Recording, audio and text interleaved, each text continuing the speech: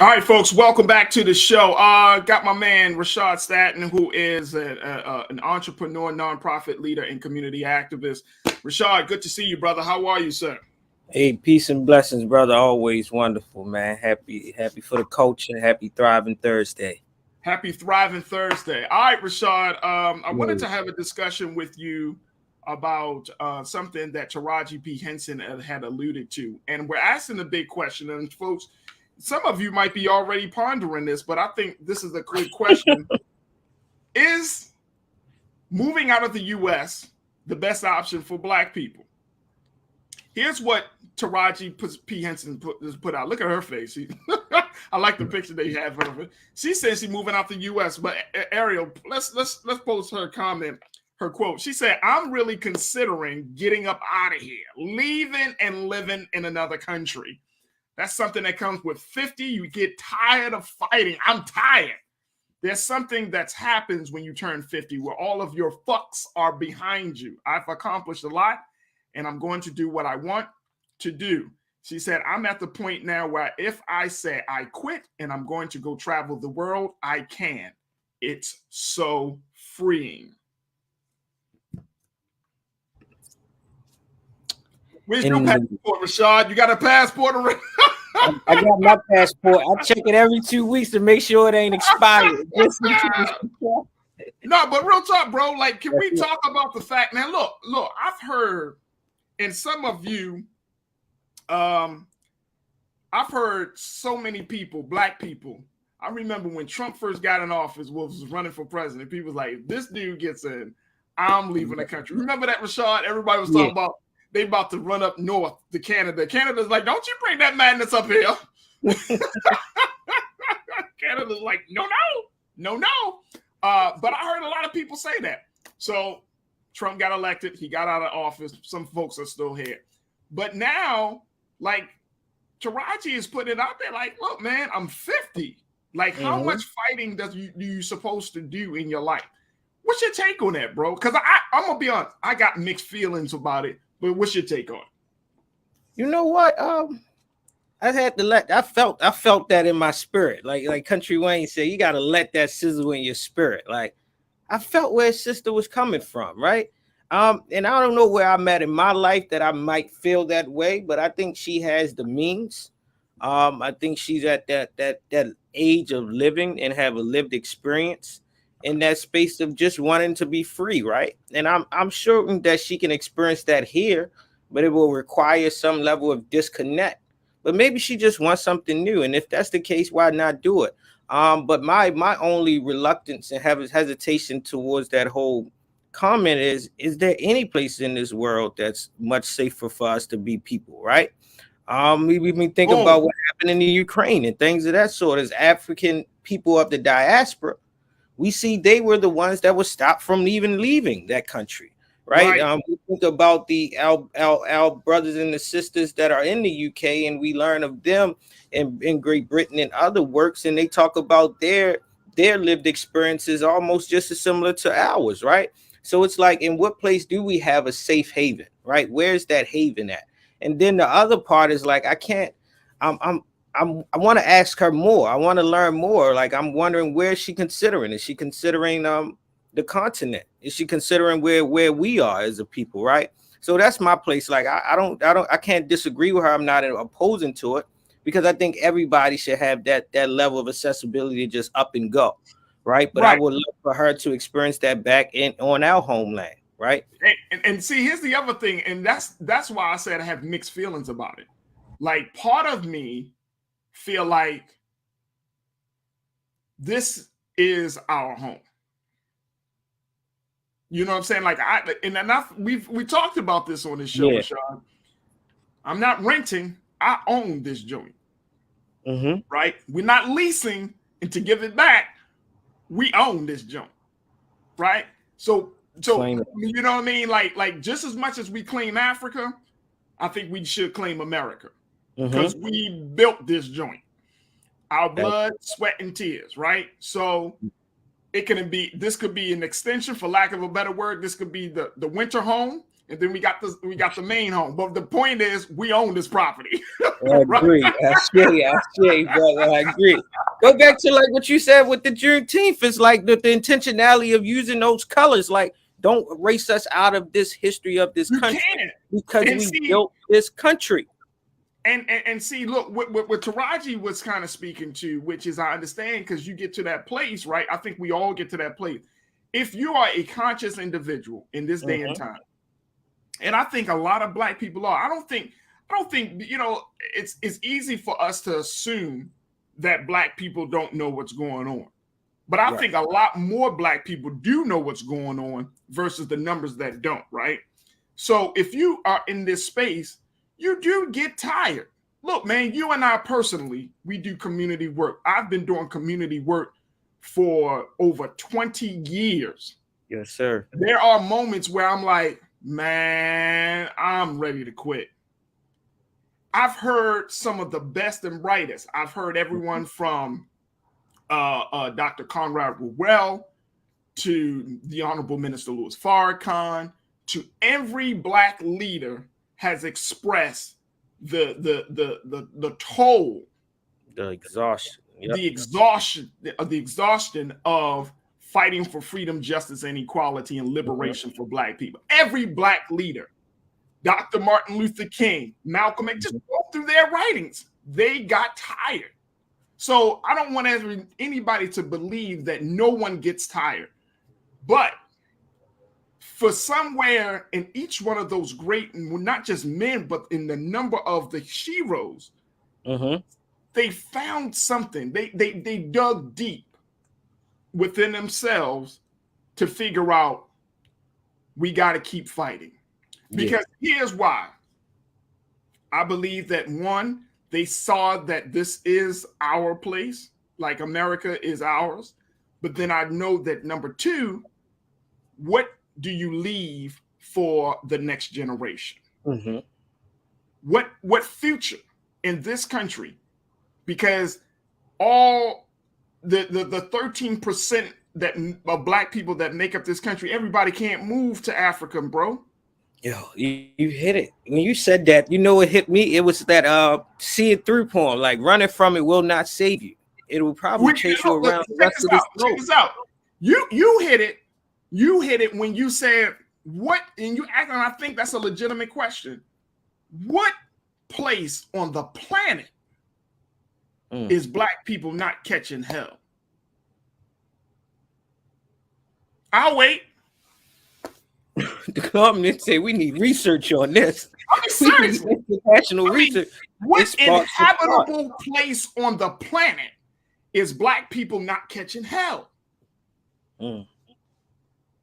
See, we running from our destiny.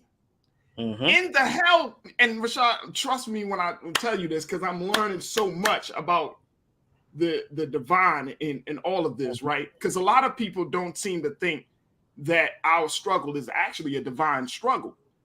But the reality is, in the hell is our heaven. Talk. You know what I'm saying? Like, I think J. Cole coined the phrase beautiful struggle, if I'm not mistaken. I think he was the one that said that. Talk about the beauty in the struggle. Yeah, yep.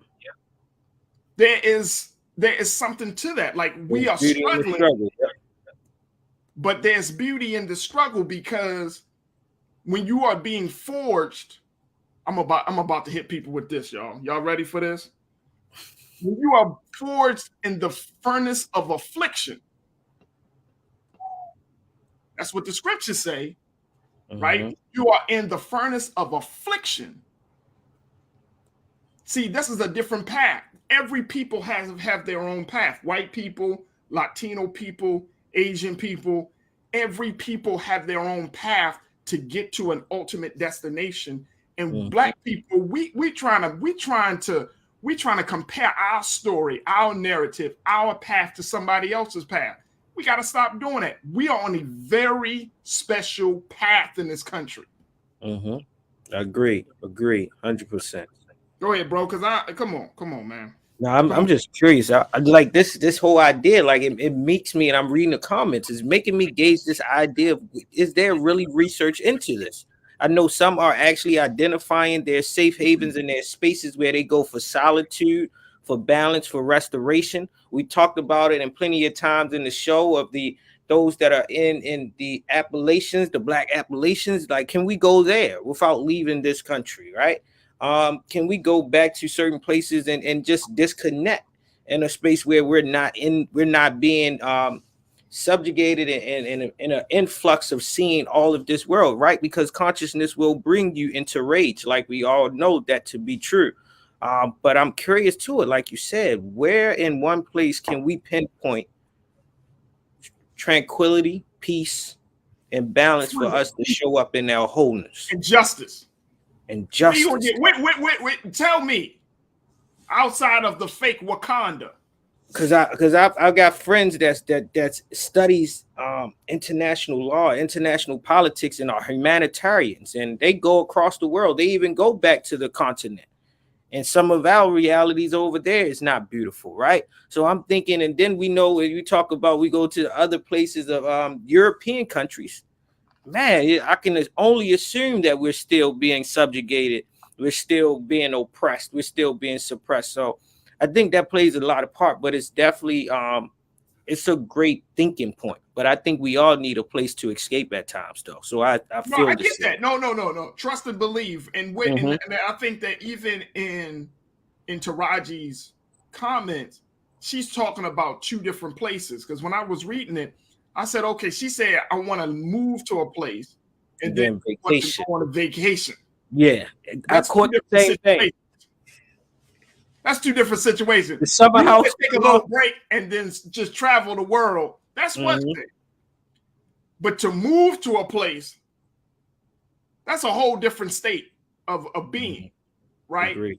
And like again, not to say that if you go to the motherland, you go down to the islands, that you won't get some level of peace. But it's a different struggle for Black people. The Even struggle there. is still for our humanity. The struggle is still for justice and equality, right? You know what I'm saying? Like you can go down to Jamaica and be like, man, Jamaica is beautiful. My Beautiful. mentor, who goes to the Jamaica all the time, he said, man, it's beautiful. Same. But Black people are in you know, they're not all living up in palaces down in Kingston. Right, because then we come with our American privilege to experience it in a different light than the natives there, right? So that's how I felt. Like I felt, that space of privilege. That's it. It's not until I traveled out of the country that I understood and experienced my privilege as an American. And then, I mean, look, like, and that's because of the place we're from, right? Now, look, Janine, I see you. I ain't paying Janine no attention because she going to yell out Antarctica. Who is living in Antarctica, sis? People For that real. live in Antarctica. For real. Nobody is packing up and be like, man, hey, at least the bears ain't biased. They don't see color. At least the penguins. At least the penguins ain't. Yeah, we needed that one. Nobody's moving to Antarctica, sis. Stop it. But I mean, seriously, you go to Europe, you're going to experience some level of hell. Hell, even if we go to the Middle East, the Arab nations still think that they're better than Black people. And there's a distinction. Yep. That's their own culture. Very few, and I'm saying you might have pockets, right? Like for example, when in Libya, in other areas, you might have pockets where they're progressive enough to understand the value of Black life. But the reality is, what are we running away from? Because see, here's the place that I'm in right now, Rashad. You might be in the same place, and some of you watching might be in the same place. I'm tired of running from it. I'm trying to get to a place. I want us to get to a place where we confront all of this BS head on so that we don't give it and pass it on to our babies that's coming behind us. Like I got my 2-year-old daughter, Rashad, you got you don't need for them to go through it because mommy and daddy just got tired. Mm-hmm. I was always taught you die on your post. Mm-hmm. You don't stop fighting, you die fighting. I'll be damned if my son inherit the pain that I had to go through. That's not fair. Mm-hmm. That's not fair. I'm the same way. My son and my daughter, I don't want them to, well, what did you do, daddy? Well, daddy left the fight. Why did you leave the fight, dad? Because daddy was tired. Well, dad, maybe you should have got your weight up. Maybe you got some exercise and kept going. Mm-hmm. And here's the other part. Here's the other part. As blessed as I have been to be around some of the most prolific Black leaders, to be living in this very, very great time that we're living in, right? Part of me, and Rashad, you might be feeling the same way, bro. Part of me feels a little like if I were to just go to a beach, run to a beach, or run to a place where I don't want to experience no pain, there's a level of betrayal. Mm-hmm. There's a level of betrayal that I start to feel on those who, how can I run away from the pain when you think about Harriet Tubman, mm-hmm. Sojourner Truth had no option but to fight. No and option. These were older women who had more balls and testicular fortitude than grown young men. Mm-hmm. I wouldn't be able to live with it myself. Like, there's one thing to go on that vacation. You can, like, when you go on vacation, you have experiences, bro. Like, you go into a beach, say if you got a 4-day vacation or 5-day vacation. For the first 2 days, you love. It's all love. It's like, woo, I'm glad I had first 2 days. Then on the third day, you're like, all right, this is cool. You're spending money. You're always in this paradise, this tropical place. And you're like, all right. The fourth day, you like, this can't be it. This can't be it. Like, yo, is this like I ain't by 4.5 days in, you like, yo, I'm ready to go home, yo. I'm ready to you start checking your phone, you start connecting back a little bit. like this is life, and I think that's the other thing of life. Life is supposed to have ups and downs, it's supposed to have the joys and pains. Life is composed of struggle. So, you can't just always have ease because it's unnatural. That's how I've been taught. Yeah. All right, let's go to some of the comments. Ariel, let's bring them up. All right. Chris V checked in. We got a lot of people that checked in, man. Yeah, they loving this one here, man. I think this one had to be another part 2 to this conversation. It's gonna have to be another part 2. Wait a minute, hold on. Somebody, I know, Mike. I hope Mike V. I want you to clarify a comment for me, brother, because Mike said Taraji equal Killmonger from Black Panther. Killmonger is not an admirable character in Black Panther. I want y'all to stop that foolishness. Killmonger, if I die, Killmonger was killing his people. He was going to rob Wakanda of its resources. Let's not get it twisted. Killmonger is not an admirable character in Black Panther. And I think many of us get that. We think like, no, he was a soldier. Killmonger was beating on the women. He was going to rob them of that of the resources, and he had no respect for authority. Mm-hmm. He was the Americanized Negro. He was the American. Bro. That's what the duality. I think that's why we can correlate it too, because it's like it's some of our subconscious self. So it's like, yo, I really thought this way before. We know a Killmonger, right? So it made us relatable, but it doesn't mean that it's admirable. Right, because he cloaked it. He cloaked his hatred for himself in this language, like if I, I'm saying I'm for the people. No, you're for yourself. You are a cancer. Look at y'all. Go back to Black Panther. Killmonger was not. He was not a good character. Break it down that way, though, Taraji. You're the first one I've heard break it down in that context. He's not a good character. That's why he was the villain. People were like, man, he's more of a man than Black Panther. He hated Black people. But the point that he made is that he was made to hate himself because he was in the military. Y'all remember his story. He was in the military and he was conditioned to be a soldier. And he stopped somewhere along the line. He started to hate his own people. That's what made him dangerous. They made him king and all of that stuff, but he had no respect for the kingdom. He didn't want to abide by any rules. He is not an admirable character. All right, let's go to this. Chris said, I literally just mailed to get my passport renewed the other day. My man, Chris. I love it. Love it. Thank you, I'm Chris. Getting up right now. When we get off, I'm going to check my date. That right there. Sometimes you got to let the universe remind you, man. Because I'm going to see everything. There you go. Lenora, good to hear from you, sis. I thought about it too, but where would I go? My brother has said this is still the best country in the world, regardless how messed up things are. Perspective. You got to look at the pros and cons of where we are.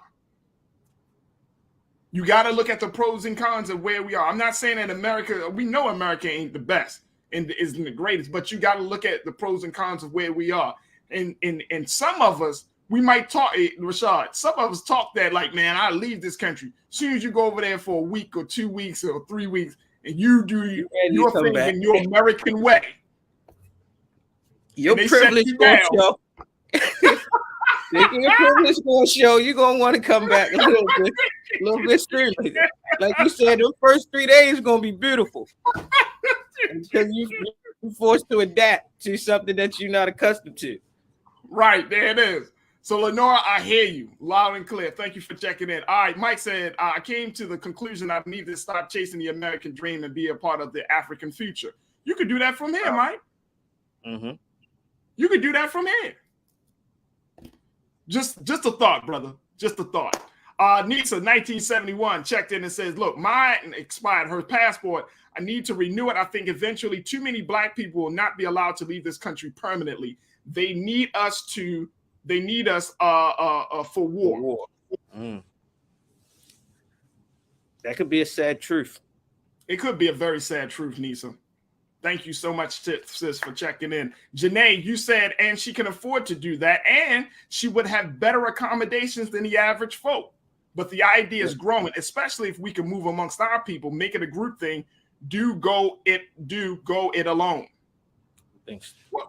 Well, I mean, Taraji can do that because she's got the resources, she got the time, she got all of that. But the reality is, like, again, what are we trying to run from? Or what are we running from, and where are we running to? Yeah, like you said, Taraji, even in that reading of that article, you can see her dealing with that duality. Like, I have the means to do it, but then I'm still tired. She's still tired. She want to take a vacation. What she wants is a vacation. If she's talking about leaving the country, then suppose she leaves the country and she's not seen in the same light as we see her in America. You know what I'm saying? Which he went, yep, I agree. Would that change? Danita checked in and said, that's what I'm talking about. Is there any place for us? People of our hue aren't safe anywhere. There is oppression of our people everywhere. I would like dual citizenship. I agree. I think that we should get dual citizenship. I think when we go to the motherland, look, I know a couple of family members used to live in Ghana. You know what I mean? Ghana. Like I said, Libya, if you want to talk about places.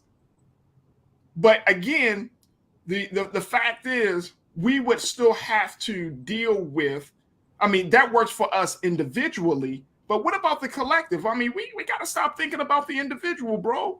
You know what I'm saying? Like that's it. Like, yeah, it might be good for you or your family or, you know, a couple other families, but the collective. How many people we leave behind to experience what we're trying to escape? Right. DeAndre checked in and said, with that being said, Taraji has points with her frustration. There's a ton of research to be made, though, especially when we are talking about moving internationally. Absolutely. King Saul, thank you so much, DeAndre. King Saul, good to hear from you, bro. The American dream was attained for one group and a dream for us. Yeah, I agree with that. But you know what, though? I told y'all what kind of energy I'm on right now. The energy is that you create your own future, man. That's the energy on. Black people always, regardless, we already know that we can take some shit. We already know that we're resilient.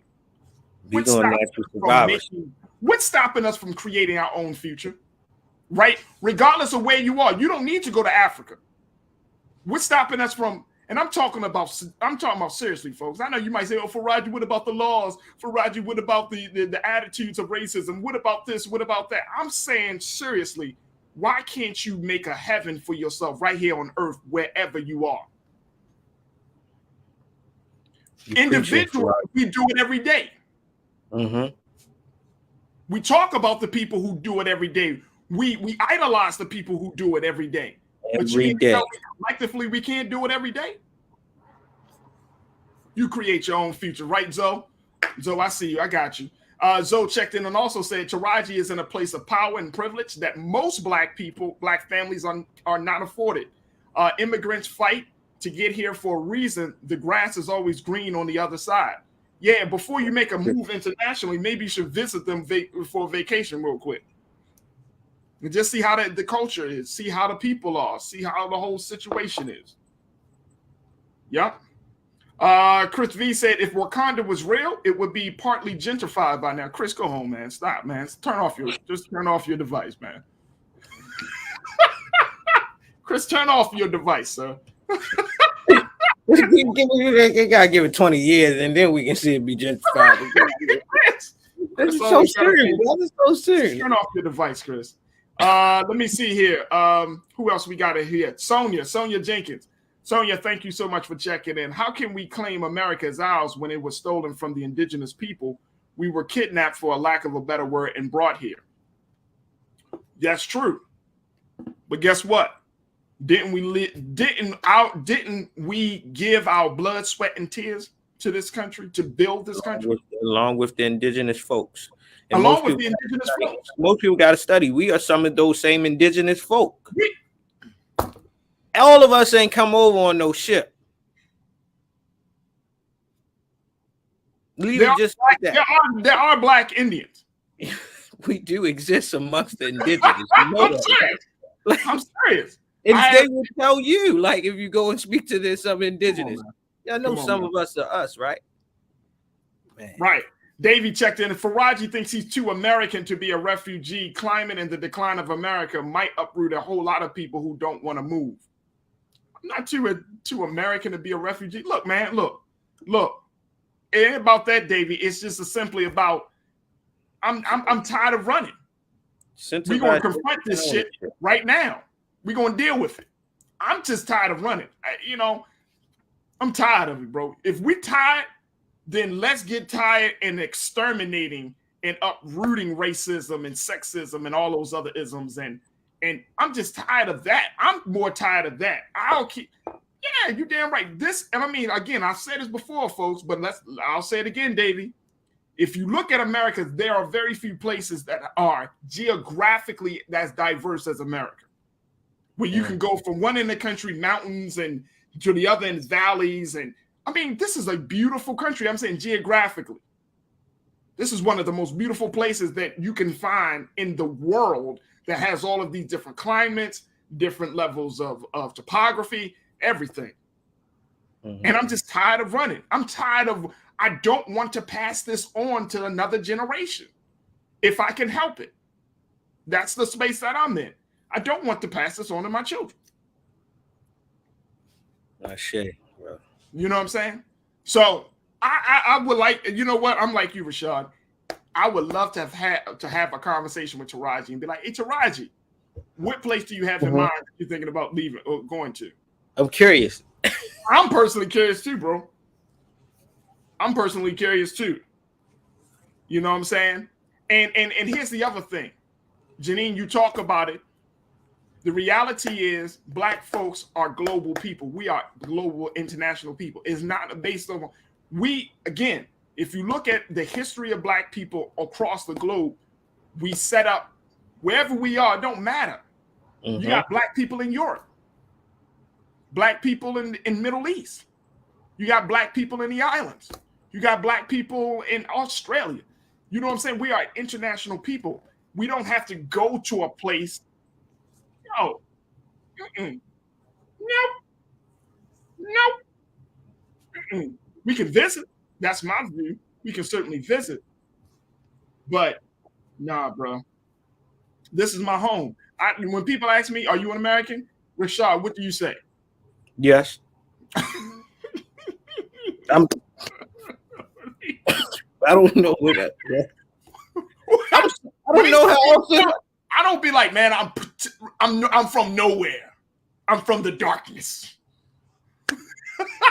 I am all that I am. Sure, my lineage connects me to elsewhere, but for my lived knowledge and lived experience, I'm American. I'm sorry, I don't know nothing else. I'm from Baltimore. I'm American, bro. I would say I'm Baltimore first, but I'm American. They might get scared That's of you. That's just a Baltimore mentality. They be in Africa. You listening to The Wire. You be like, wow. And I've had plenty of folks come up to me randomly and say, "You're African. You look African." They say your demeanor, there's my facial structures, and I'm like, I'm sure it is, but sorry, out of my own understanding, my ignorance, I don't know. Enlighten me. No, because I was born in America. Now I can do ancestry, but at the end of the day, I was born in America. That's what it is. You know what I'm saying? Like that's what it is. Again, our people were here. Our people born here, died here, gave their lives for this. Why would I deny that part of my history and my culture? All right. My man Rashad, always good. You always bring these very I think I'm noticing that too. It's like the igniting of the fire. But I think one, like in the closing, Faradi is like one. I think your understanding of your history, that even the dark parts of our history you're not shameful of. No. Right. So even with that, you can stake claim in it. So it's like, yeah, I can claim me being American because one, I'm not shameful of even the dark parts because it still made me who I am. But I'm knowledgeable enough to not be a fool to how it has not always treated me and my people fairly either. Right. I'm not an ignorant, prideful American. Right. Right. I mean, I think you're absolutely correct. I think there's a little bit of identity crisis when you start to get into all of the other stuff. Like the reality is, let's start there. I was born in America. I am too American. You know what I'm saying? But that doesn't necessarily mean that I think a certain way. Right. You know what I mean? But yeah, this is it. There is something about the children of former slaves coming up in this place that they were made enslaved and becoming masters. That's a very compelling story. And I think that we shouldn't run from that part of our narrative. Brother Roland got a great piece called The Year of Our Return, 1619 to 2019. I mean, we were put in this part of the earth for those, and there are others, our ancestors who were on that part of the earth, but we got to make the connection. And guess what? We can't be ashamed. I love how you say that, bro. We just can't be ashamed of our story, man. This is our story, folks. Again, every people has their own path.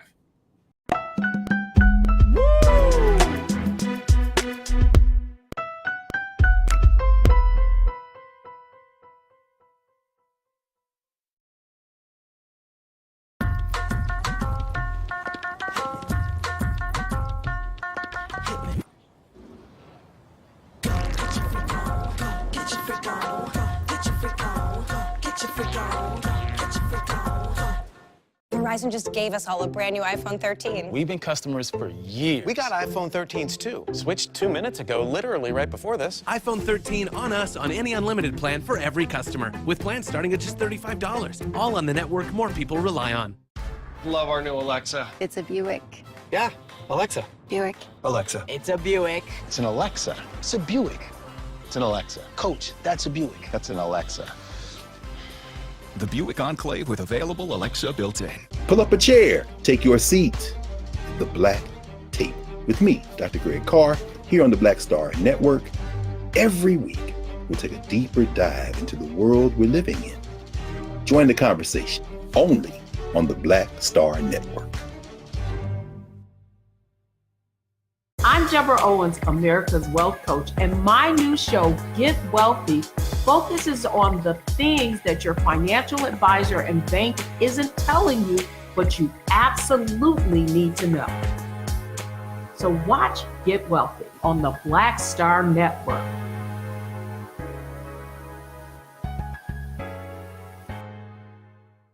Folks, Black Star Network is here. I'm real revolutionary right now. Support this man, Black Media. He makes sure that our stories are told. Thank you for being the voice of Black America, Roland. Stay black. I love y'all. All momentum we have now, we have to keep this going. The video looks phenomenal. See, this difference between Black Star Network and Black-owned media and something like CNN. You can't be Black-owned media and be scared. It's time to be smart. Bring your eyeballs home. You dig?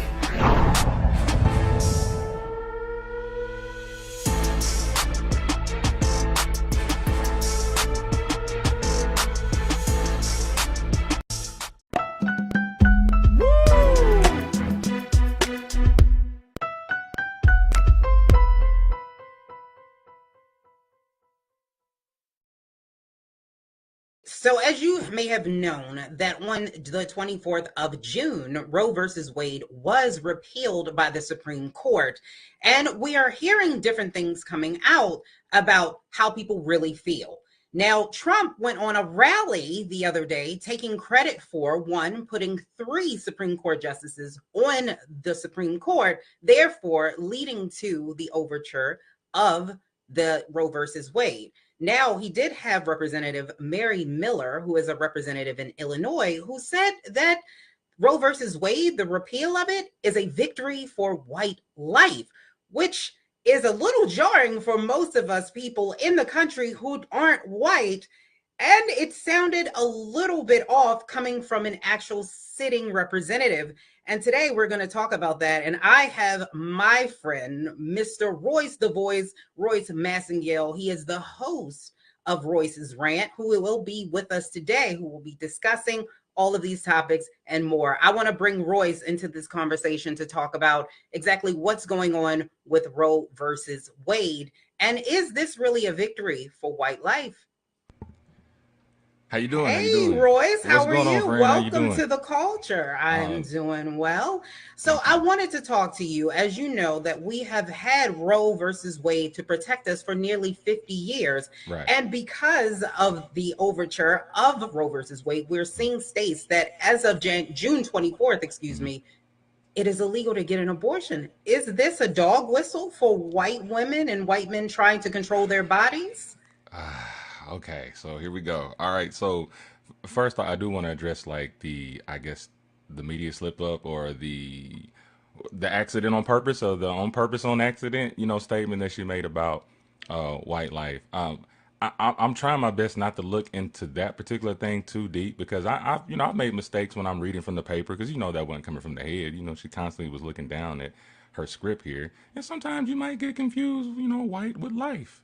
But I don't think that's the real issue here. You know what I'm saying? Because when you think about it, when it comes to this Roe v. Wade, and we're talking about, these abortions and making them illegal, there's a high percentage, of black women that are getting these abortions at a higher percentage.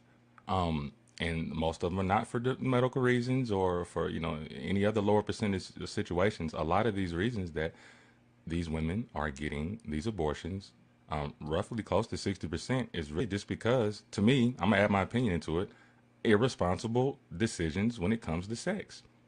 I mean, just keeping it real, you're having sex, you're getting intimate, the consequences of sex. There's 2 things. You can get STDs or you can get pregnant.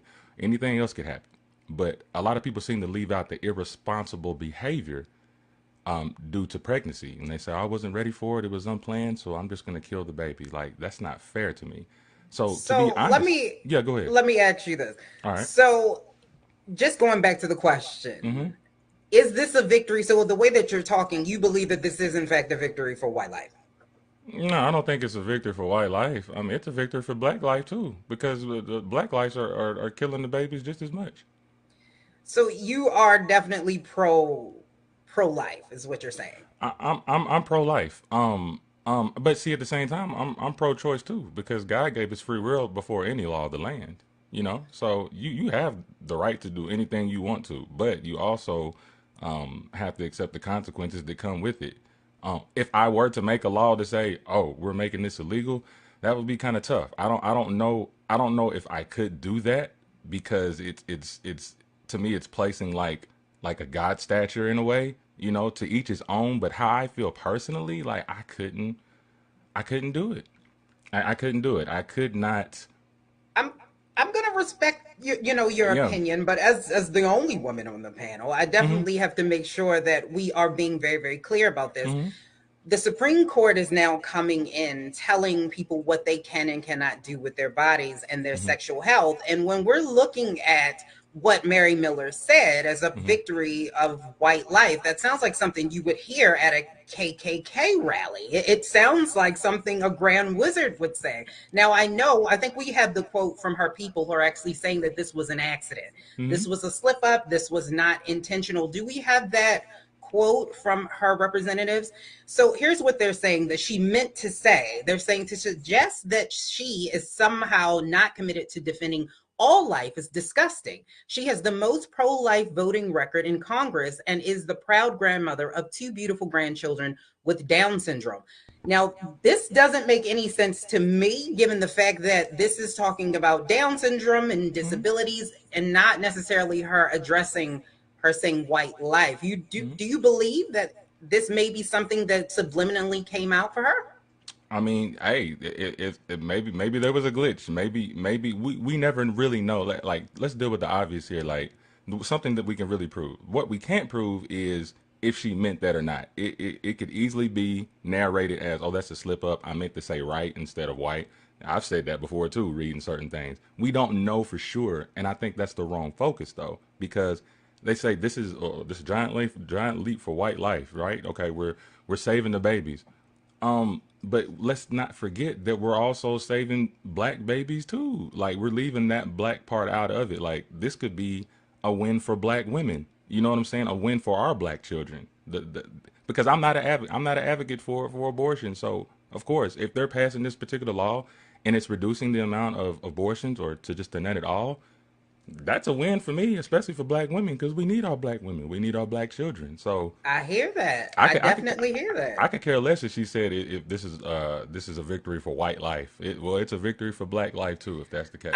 I mean, I hear that if you are in fact not pro-choice and you are pro-life, but at the same time, you do not want a sitting representative with that type of mentality being on a puppy, because if she's saying that and it's an accident, it probably means she means it in her mind, and it just so happened to slip out.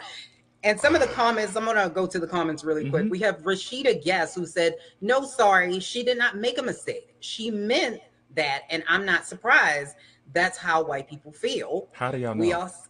Shout out to Donita Jackson. Thank you so much for checking in. And she says the irresponsibility aspect should be added, but should be added for both men and for women, not just for women. I agree with that 100%, that it is not just women. Men are also out here making these babies. We're true, but at the same time, let's keep it real. Like, nobody throws in men. They're like, whenever women's back is against the wall with some of this stuff, like, they always want to throw men in there. We know, obviously, it takes 2 to tango, but y'all say it's my body, my choice. It does take 2 to tango, but then it only takes 1 to make the decision. Come on now. Come on, chat line.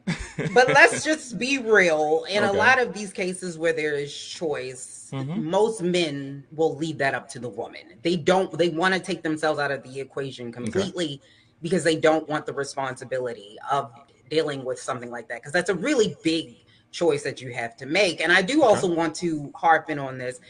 this is not a choice that women are just taking willy-nilly. This is definitely a choice that women have to think about. And I think most women do.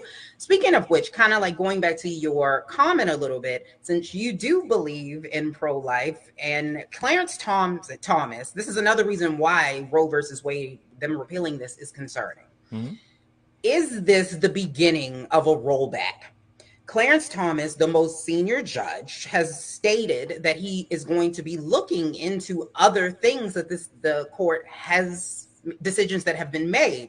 So one of the things, stare decisis, which means stand by, which has been decided, he actually said that it's overrated. So a lot of the precedents that we've seen, he's starting to say that those precedents are wrong, and that's something that Mitch McConnell actually did say. Okay. So now this could be a repeal for gay rights and same-sex marriage, and then we're also looking at contraception and whether or not they again will step in because of Griswold, and will they overturn that? I don't know. Do you think that we're going down a slippery slope? That's kind of tough, because I'm gonna give it to you as raw as possible, because like I try not to be politically correct, so hopefully you guys can decipher this. You know what I mean? I believe that first, I believe that as women and as men, because I'm taking from the comments too, I do agree with what you're saying. We do have to hold ourselves accountable for the actions that we make, first and foremost. Like, let's forget about this law and stuff like that that's trying to be passed, all right? You make the decision. Women have access to sex. You make the decision on how sex is going to be. You remember back in the day, I think condoms were rampant back in the 90s. You know, we had like little sex education and stuff. It was even in the rap songs, you know. Things were being preached about as far as safe sex, protecting yourself, you know what I'm saying? But now these days, it's like, even within the music and just within commentary, I don't hear anybody talking about having safe sex or just even things to prevent having a child. Like, I don't, because Republicans didn't want us talking about it. Do you know all the pushback that TLC got for having condoms on their clothes? Hey, you know, Republican or Democrat, like, I really try to go as an independent thinker, like just common sense at the end of the day. And you're common sense ain't common no more. Are you a libertarian? I believe. I'm independent. I don't like them titles. If it makes sense on the right, then I go with it. If it makes sense on the left, then I go with it. It's all in what makes common sense. A lot of people just pick sides because, and they may know that something may make common sense, but they want to stay on that side because they're trying to stay loyal to maybe some I ain't gonna say stupidity, but yeah, let's stay away from that. Let's stay away from that, because I know people are sensitive out here. You know what I'm saying? But I love y'all. But I try to stay independent if it makes sense. But going back to this particular subject, yes, I'm pro-life. Yes, I think that we all should hold ourselves accountable for the actions. We all know the consequences of having sex, unprotected sex. We know the two main things, STD or pregnancy. You know that there is a great chance that you'll get an STD. You know there's a great chance that you will get pregnant when you have unprotected sex. The man knows that too. But I also put most of the responsibility on the woman because they have access to that. They're the ones that can give themselves to a man. Okay. So all of a sudden now you're pregnant and now you don't want the child. But is that fair to the child? That's not fair. A lot of women like to bring up medical reasons, or they want to talk about the R word. And I do adhere to that, but that's a low percentage and on a bigger scale. You know, and really to kind of sum this statement up or whatever, I feel like most of the women are using these abortions as a form of birth control, and they don't want to take the responsibility or hold themselves accountable what the real reason is. There's an undertone here that people are not explaining. Well, I'm not going to say that I agree with you because, you know, we don't agree on anything, but you know, it is what it is. But what I will say is what you're saying makes no sense then, because what they're doing is it's going down a slippery slope of repealing a lot of these things that will give people access to contraception. That is what Griswold was about. So now we're going down a path where they do not want you to get abortion. And I think most women do not use abortion as contraception, which seems to be the narrative out there. That's not the narrative. That's 60%. That is not true. Are you trying to say, go ahead. No, that's just not, it's not true. Most women are not using this as a form of contraception. But if that is the case, and that is the stance that most conservatives are going on, why are we now talking about going after Griswold? So here's a quote. So from an event in 2013, Clarence Thomas, he was asked, somebody asked him about whether or not he would keep the rules in place from the court. And he said that, he says this, that it's not enough for him to keep him from going after the other things, other decisions that have been made. So he is looking at these things to repeal them. That does not sound like a group of individuals who makes any sense. How can you say that abortion is not okay, but you also, we want to go back and look at contraception? It makes no sense. At least there we have to agree. So, okay, let me say it like this. All right, let me say it like this. Are you trying to say that, you know, if they're going to go with this particular law here, you trying to say that contraceptives shouldn't be available either? No, it should. Oh, it should. Okay. They're trying to take that I do away. agree. Lisa, I do agree with you. I agree. I knew we would get something. Bring out the condoms. Bring out the condoms. Men, you need to be smart too. I knew we would get something, but let me go back to some of the comments. We've had some other people check in. Thank you so much for tuning in. Willie Frazier said, he's asking about Mary Miller. Did she vote against babies getting formula or women getting maternity leave? Alfred Elliott is saying, but the white birth rate is low. And he's saying that that's what she meant to say. Just say in. Thank you so much for tuning in. He's saying, you know, she meant it the same way, you know, you're in a room full of brown haters. And I don't know. I kind of agree with you. I think she meant it and it came out and people said something about it, but I'm pretty sure that's what she meant, even if it was only in her own mind. Let's just say that. And we have Tyrone who checked in. Thank you so much, Tyrone. He's saying, there are not many who will voluntarily choose safe sex, especially men. I think that's a conversation to be had as well. Rashida, thank you so much, Rashida. And Rashida Guess is saying, this man is going to make me burn my dinner.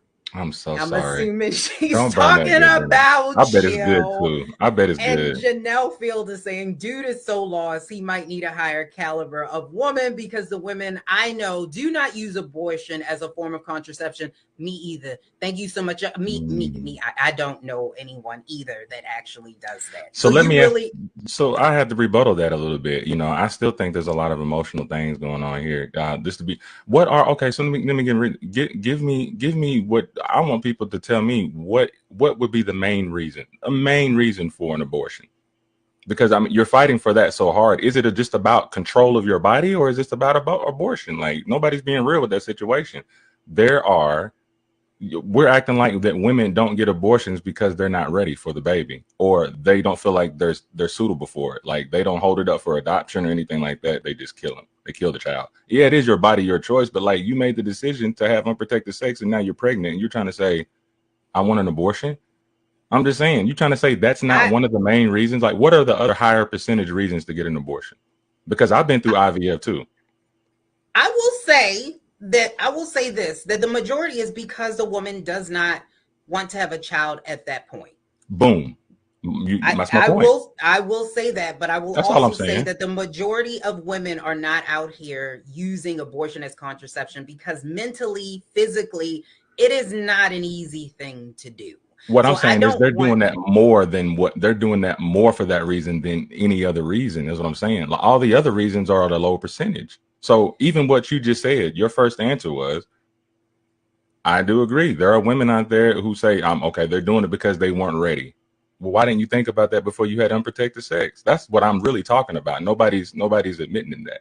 Right. I agree that there are some people that can be irresponsible. I think the most people or most women that get abortions are not, but there are some people that can be irresponsible. Mm-hmm. Now, what I will say is this. It is up to a woman in order to make that choice, and it should not be the government's choice to tell me whether or not this is what I can and cannot do with my body. And like I said, agree. This also goes down to this fact as well, that if you start to do this, you start to tell people what they can and cannot do. Again, like I said, when you're looking at these cases that would or potentially could be overturned, you have Griswold versus Connecticut, which basically gave the Constitution of the United States protected the liberty of married couples to buy contraception. So in the government at this point, before that time, could restrict that. And there actually was a law on the books that did just that. So I think that I'd rather women just say y'all don't like using condoms. Is it women though? Like, so if men don't, men don't either. I'm throwing men in there, but like, it's just that it's the emphasis right now is so much on women and my body, my choice. So I'm really trying to be specific to women. I understand. Here's another men. thing. Here's a comment that I'm seeing here. Protection is not 100. It's not 100% proof. Condoms do break. You are right, but guess what? Going in with bare skin is 100% chance of pregnancy. What odds are you choosing? If you had a choice, commentary to wear a condom or not, what has a better percentage of pregnancy not being pregnant? A condom or no condom? Common sense. So you're hanging on to the 60%, but do we know how many of those individuals actually use protection? It's obvious to know who don't use protection when they get pregnant. It's not though. That's obvious. Not though. But we're getting down a rabbit hole. Let's Somebody bring poke it back a hole in. in the condom. We're going down a rabbit hole. All So right. do you feel like this is actually going to lead to other things, since Clarence Thomas said now they are going to start to look at these other cases and decisions that have been made, and that this does not protect you anymore? Like, if decisions have been made and they're used as precedent, it is not a protection anymore. And now they can go back and look at these other laws and these other things that are on the books. Do you think that this is an opening? I have to agree and say that there will be a nice little crack in the door for some things to start, opening up. I do agree with that at the end. I do agree with that. I really do. But also at the same time, I want to hold us as people, the people who have the power of the people. We need to hold ourselves accountable and be responsible for some of these things, though, at the same time. All right, we can't allow the government responsible for gay marriage, because that's something. Are you gonna talk about gay marriage? Yeah, this is what I mean. These are some of the things that are coming down the pipeway. They're going to maybe reversing Griswold versus Connecticut, Lawrence versus Texas, which basically gives gay rights, or it makes it legal to be able to have same-sex partnered sexual encounters. And then Oberfeld versus Hodges, which gives the right for legalized same-sex marriage. Are we walking down a pathway now that they can go back? The Supreme Court is looking at these other precedents. There's going to be a little crack, but I'm going to tell you they're not going to touch the LGBTQ. They're not going to mess with that. They're not going to mess with that. I don't know. Look how hard though. Look how hard they really tried. Look how hard they've been fighting just to get to where they're at now. You think really they're going to just reverse all that too? I honestly do. I think that this is something, because Clarence Thomas said it, and he mentioned these by name, that these are some of the precedents that they're going to go back and look into. It'll be interesting to see. Like I'm looking forward to see the in this next year or two, like what's going to unfold from this particular situation. Now, correct me if I'm wrong. Is this, when this Roe v. Wade, is this a federalized thing, or is it just up to each state? I thought it was up to each state. This is federal. So if the states federalized? Yeah, so this is federal protection. So basically what Roe versus Wade, or what it did, was it gave the protections for it to be legal in all states. So if you had an abortion up until the 24th of June, you would still be protected. Now you are seeing, because it's not federally protected, the states are coming in saying that some states are saying it's okay here in certain circumstances, even in the military. What they're saying is they will still provide abortions for health reasons. So that's what it is. Got you. So that narrows down to one thing for me. Cross state lines. You can still cross state lines and get an abortion, as of a matter of fact. In some states, they're saying that in Idaho, Mississippi, North Dakota, Wyoming, what they're saying is that it may be hard to find a doctor that actually would perform an abortion. And they're saying that it's best to cross state lines, even though it is still legal there to get an abortion in the case of rape and incest, but it would be hard to find a doctor to do that. And I will say this, for people that want to debate back and forth, listen, at the end of the day, who you voting for? It all comes down to your vote, all the way down to your state, to your local people. Who'd y'all put in office? You know what I'm saying? It's, especially on the state, and we're talking about state, and we're talking about locally. Who did y'all put in office? Because this is where we are right now. Who'd you put in office? It is all about your state, but I think sometimes if you are born into, because most people don't move out of the states that they were born into, and if you're born into a state that's a little bit more conservative and you just so happen to be a liberal, you might be in a really, really tight spot.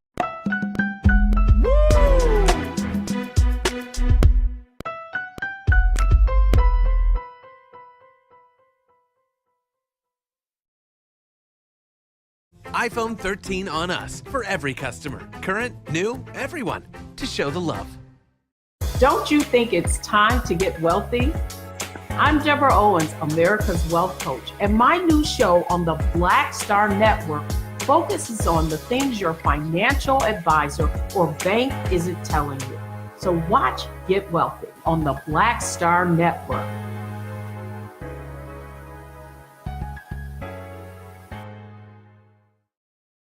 Hi, I'm Dr. Jackie Hood Martin, and I have a question for you. Ever feel as if your life is teetering and the weight and pressure of the world is consistently on your shoulders? Well, let me tell you, living a balanced life isn't easy. Join me each Tuesday on Black Star Network for A Balanced Life with Dr. Jackie.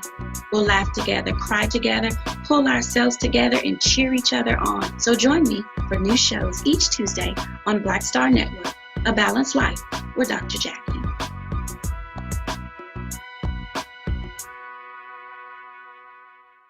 Pull up a chair, take your seat.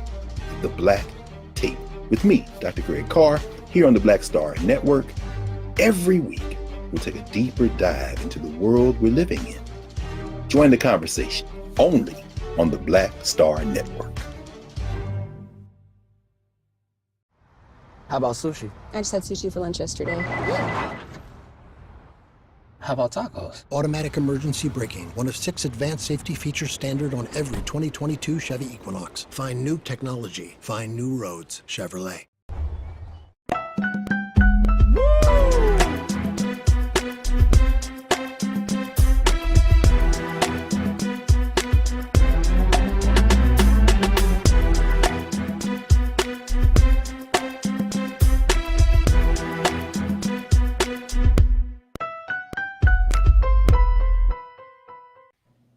All right, folks, welcome back. Let's talk about something that I think people are now starting to really consider to be an idea. We've been, of course, talking about the issue of guns in this country as it relates to mass shootings and shootings in the Black community in particular. But we know that guns are a problem. And one of the big recommendations outside of red flags and background checks, allow more Black people to have guns and watch gun control. Well, you know, you've heard it from my two guests, Hassan Giordano, as well as Davon Love from Leaders of a Beautiful Struggle, both say the same thing. Well, guess what? We might have another supporter of this idea. Check this out.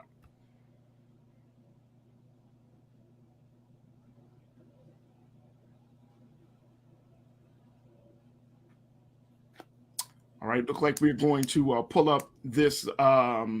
We're going to wait on that. I want to bring in Culture Crew member, Brother Sinead. Brother Sinead, real quickly, as we pull it up, looking at this idea of Black folks having guns. People are saying if Black folks had guns, we will see some serious gun control. How viable of an idea is that? Oh, check this out. Here it is. Mm-hmm. Check this out. It looks like we got to get some sound on this. Ariel, let's add some sound to this. I'd like to say this real quick as a gun owner. That taking those AR-15s off the market,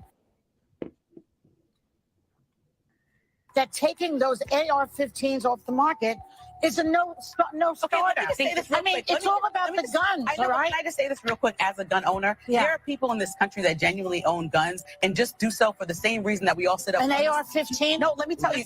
Okay, let me give you a story. There's a man in Connecticut that watched his neighbor have a home invasion and watched their whole family get killed. He built his own AR-15 because Connecticut won't let you buy them, but you can abide by rules that allow you to build them. And then he has one in his house to protect his family because he never wants to see that happen again. He is a Black man. It's odd. Most AR-15 owners are former military, 35 plus and married. So that's all I'm saying is that they're not just crazy people. Here's the thing. Once Black people get guns in this country, the gun laws will change. Trust me. Boom. what happened with the Black Panther. Black people have that right. That's what happened with the Black Panther. What? Joy Behar? Joy Behar? She's telling that to a black woman? Well.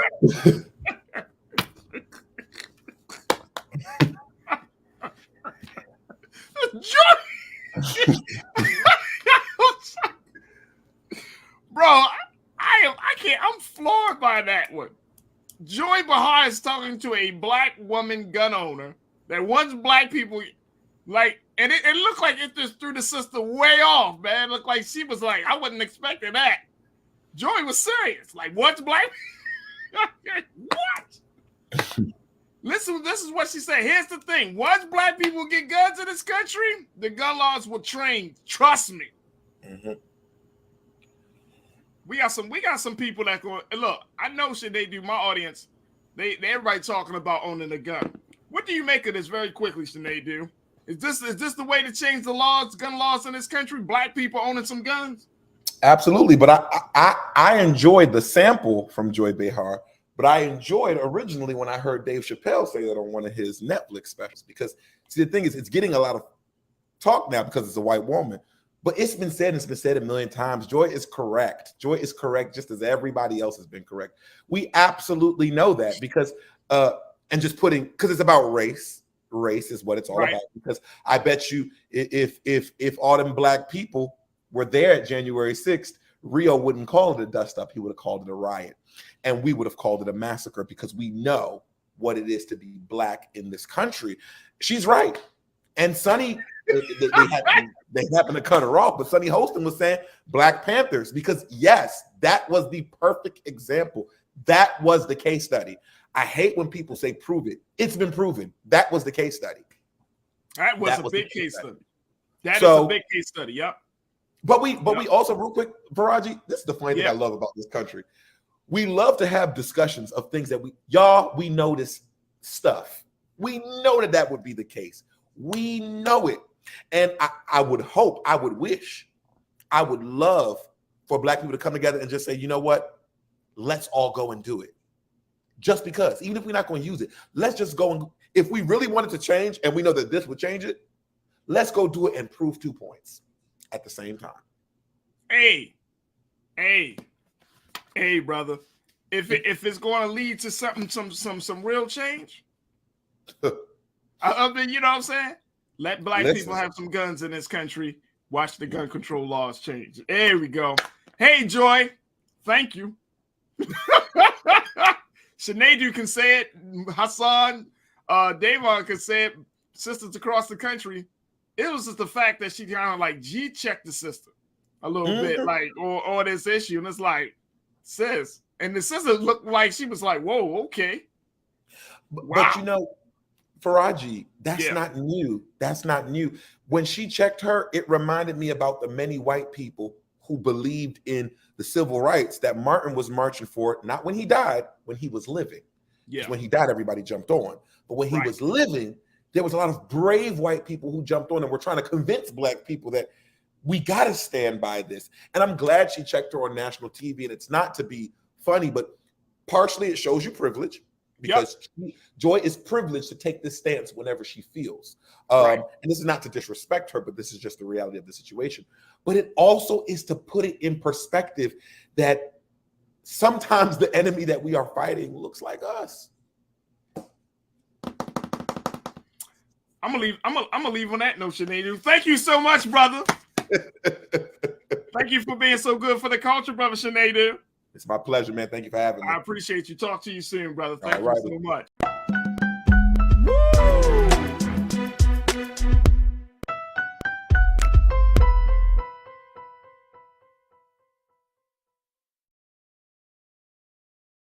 Love our new Alexa. It's a Buick. Yeah, Alexa. Buick. Alexa. It's a Buick. It's an Alexa. It's a Buick. It's an Alexa. Coach, that's a Buick. That's an Alexa. The Buick Enclave with available Alexa built-in. Over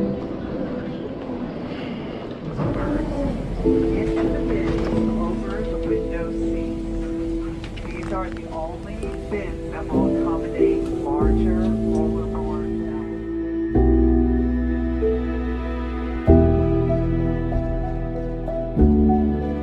put 10 in here? 10, and you don't come out till you die. And you eat him, you eat 10. Oh my God. So what?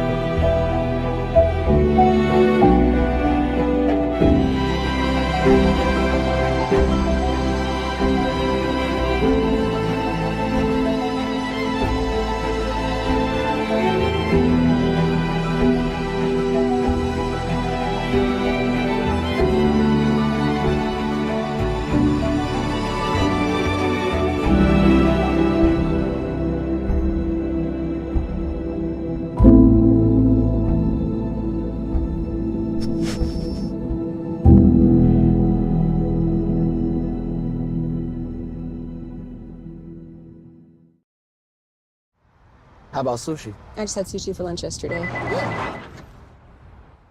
How about tacos? Automatic emergency braking, one of 6 advanced safety features standard on every 2022 Chevy Equinox. Find new technology. Find new roads. Chevrolet.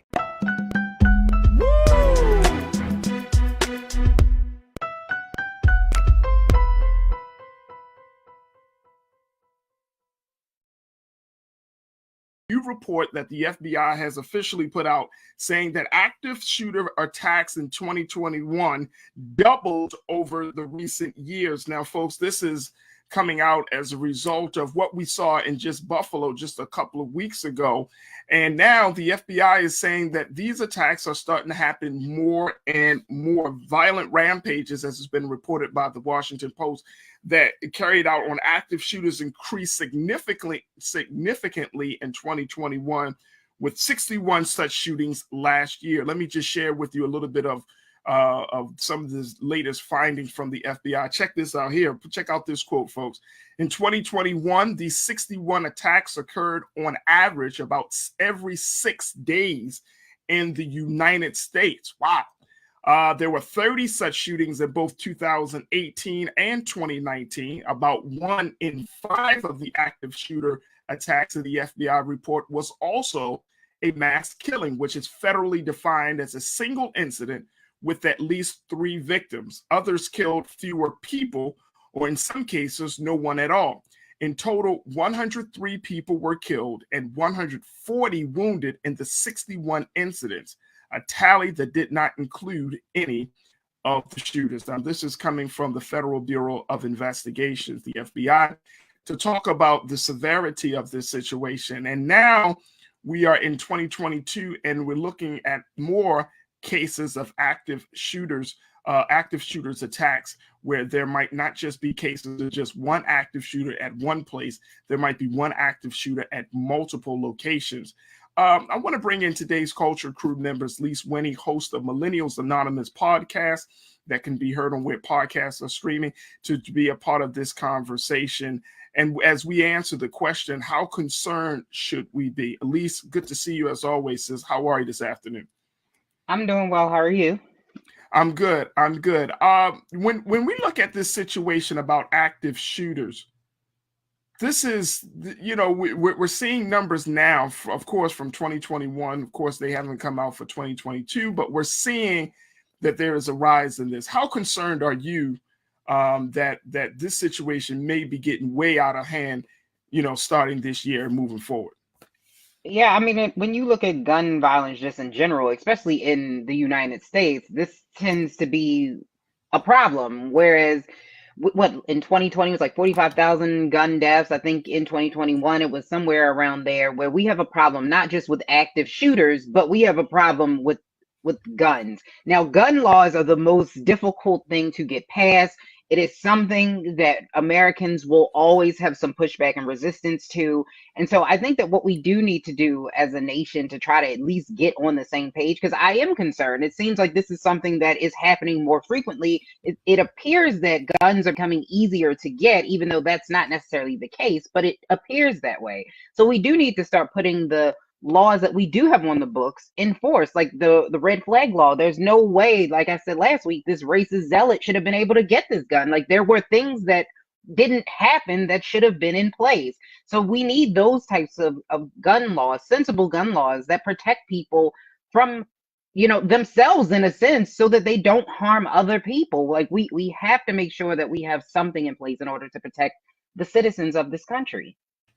Yeah, I would totally agree on that, Lisa. I mean, I feel like, you know, the FBI and, you know, some of these like law enforcement agencies, it's interesting because they see these things happening, but I'm not hearing enough in terms of how they're planning to like either stop this completely, how they plan to get to the root of this.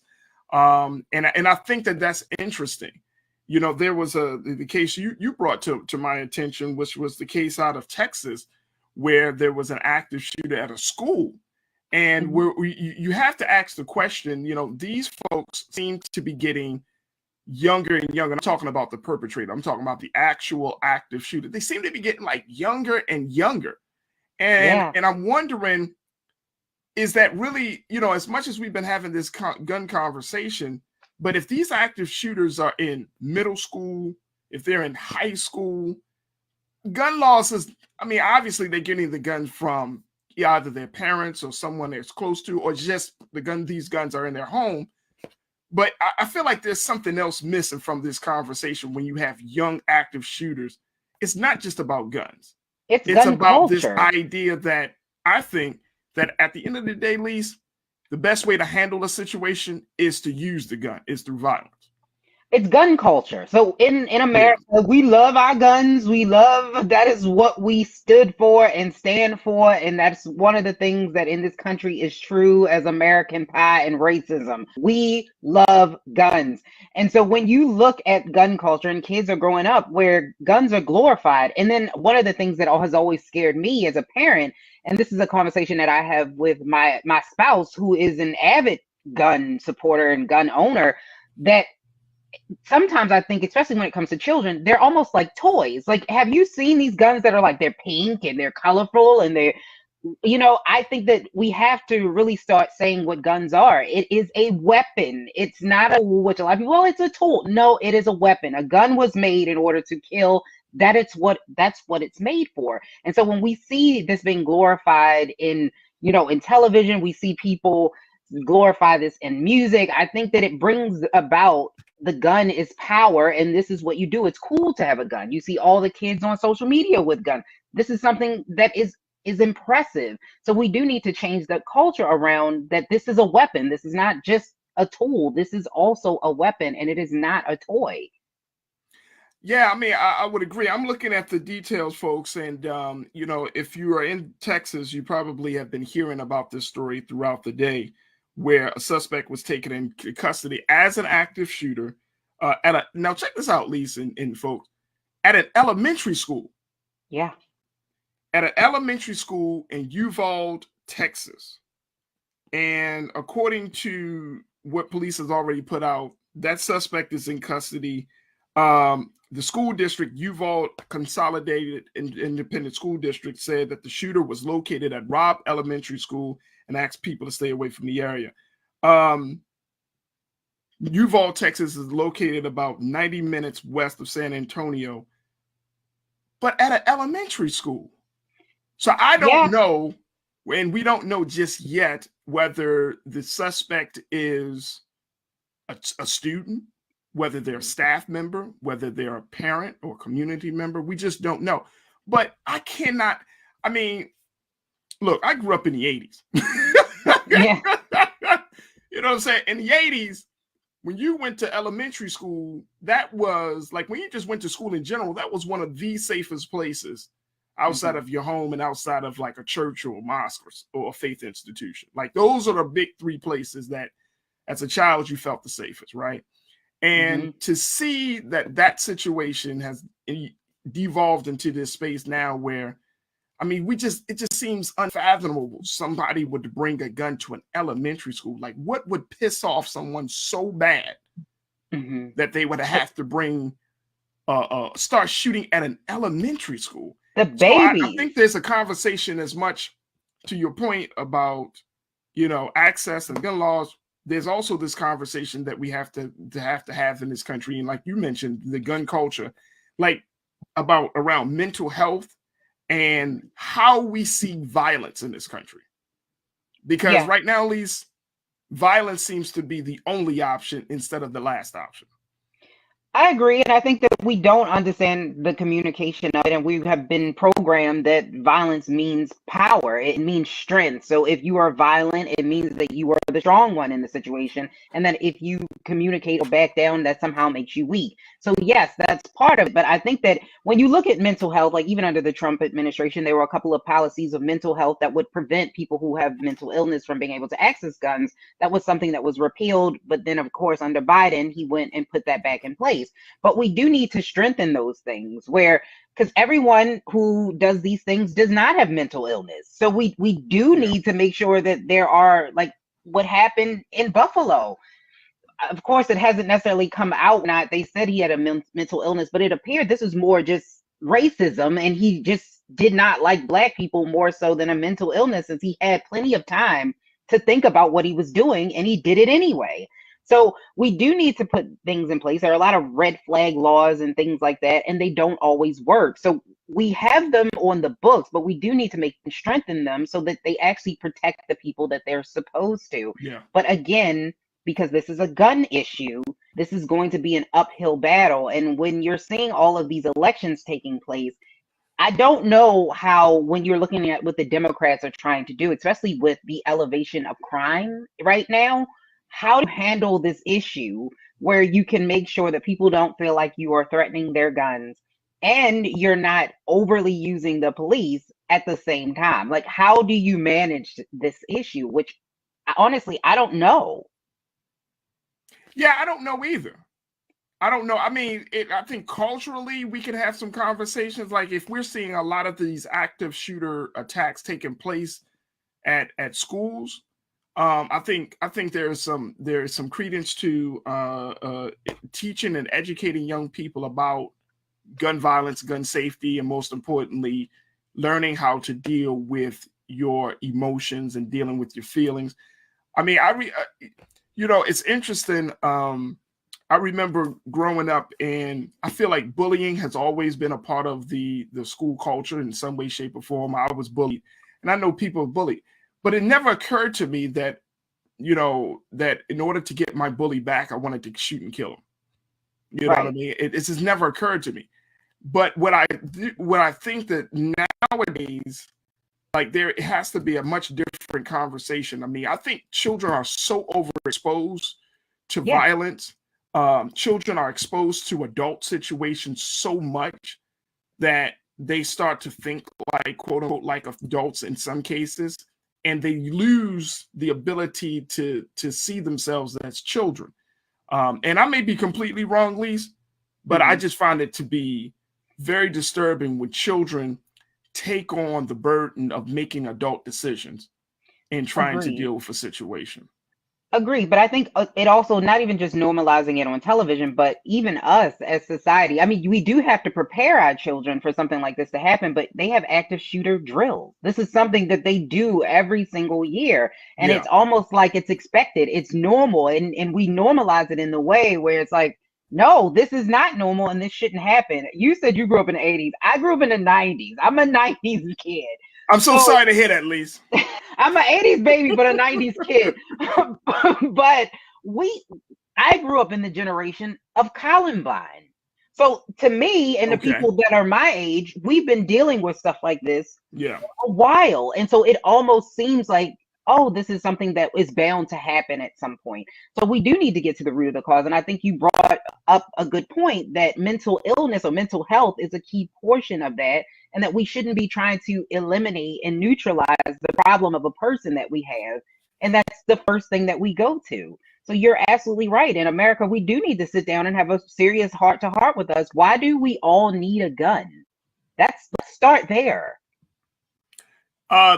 Excellent. You know what? I think that's one of those questions. You said your husband is a gun enthusiast, a gun advocate. It would be interesting to hear why that is the case, right? Like I don't know. Like I get it, but I don't get it. You know what I mean? Because we already know that if you have a firearm in a household, there's a great responsibility attached to it, especially when you have children. Yeah. So it is an interesting thing. And I know that what I've heard from other gun owners is, you always kind of expect the unexpected, you know what I mean? Expect for the worst. And it's like, Yeah. But I don't know. But most people shoot themselves. Like I don't know what the line is. Like, are you expecting like a Walking Dead apocalypse? I don't know. You know what I'm saying? And I'm not trying to make fun of people. I'm just saying I don't understand. Like, you know, when you're talking about like those high-powered rifles and AR-15s and semi-automatic weapons, and it's like that's not just a gun. You know what I mean? You plan to go to war. You know what I mean? So I'm like, I don't know. Let me go to some of my comments because folks are checking in, and folks should continue to post your comments on our Facebook and on our YouTube page. Let me kick it off with Christopher Perkins. Christopher, you said, Faraji, these white supremacists have sleeper cells all over the USA. You're right. You know, my idea, Christopher, is to crack down. You know, you go to these governors on these states and you tell them to start cracking down on these white supremacist spaces. I don't think they will do it, but the fact is, if you want to show people that you're serious about shutting down some of the operations of these organizations. But yeah, I'm not doubting that, Christopher. Mike V. Mike said, but an active shooter is not the same as a terrorist attack. What happened in Buffalo was clear and concise. Well, it depends. At least you can jump in any time. I think it can be a terrorist situation like what we see in here in Texas. That's a terrorist style because you are imposing upon the safety of innocent people. Like if you're wanting to making a statement, it's hard to figure out like, oh, okay, no, that's not a terrorist attack. That's an active shooter attack. Right. You know, I think they both contain elements of terror. I mean, who's going to shoot up an elementary school with children? That's terrifying. It truly is, but the difference really between the two is like the basis of it and why you're doing it. So I would say this. With the active shooter, the reason why we were talking about in the school in Texas, and at the time when they first announced in Buffalo that it was an active shooter, because they had a person who was actively shooting. So they didn't know whether or not this was a terrorist attack yet because they didn't know the motive and they hadn't released that to us of who exactly, how many people it was. It was an internal thing. We didn't know what it was. So when they're using active shooter, most of the time when there's someone who's actively shooting, they start with that. And then it will go to, okay, this was a terrorist attack, or it will evolve. So right now, when we're talking about the active shooter in the school, again, we don't know. I think now it has subsided. You said they got him, right? Because I know this was happening. Yeah, this is the suspect in custody. Okay, so now it's not an active shooter situation. No, so it's not an active shooter situation. But yeah, I mean, I get it. Like the definition of both active shooter versus terrorist is not dissimilar, of course, in the eyes of the government. But right, you know, I think for the sake of this conversation, they're both terrifying events. Yes, they're both terrifying events. So for the sake of this conversation, it's like I don't know. It's still a problematic.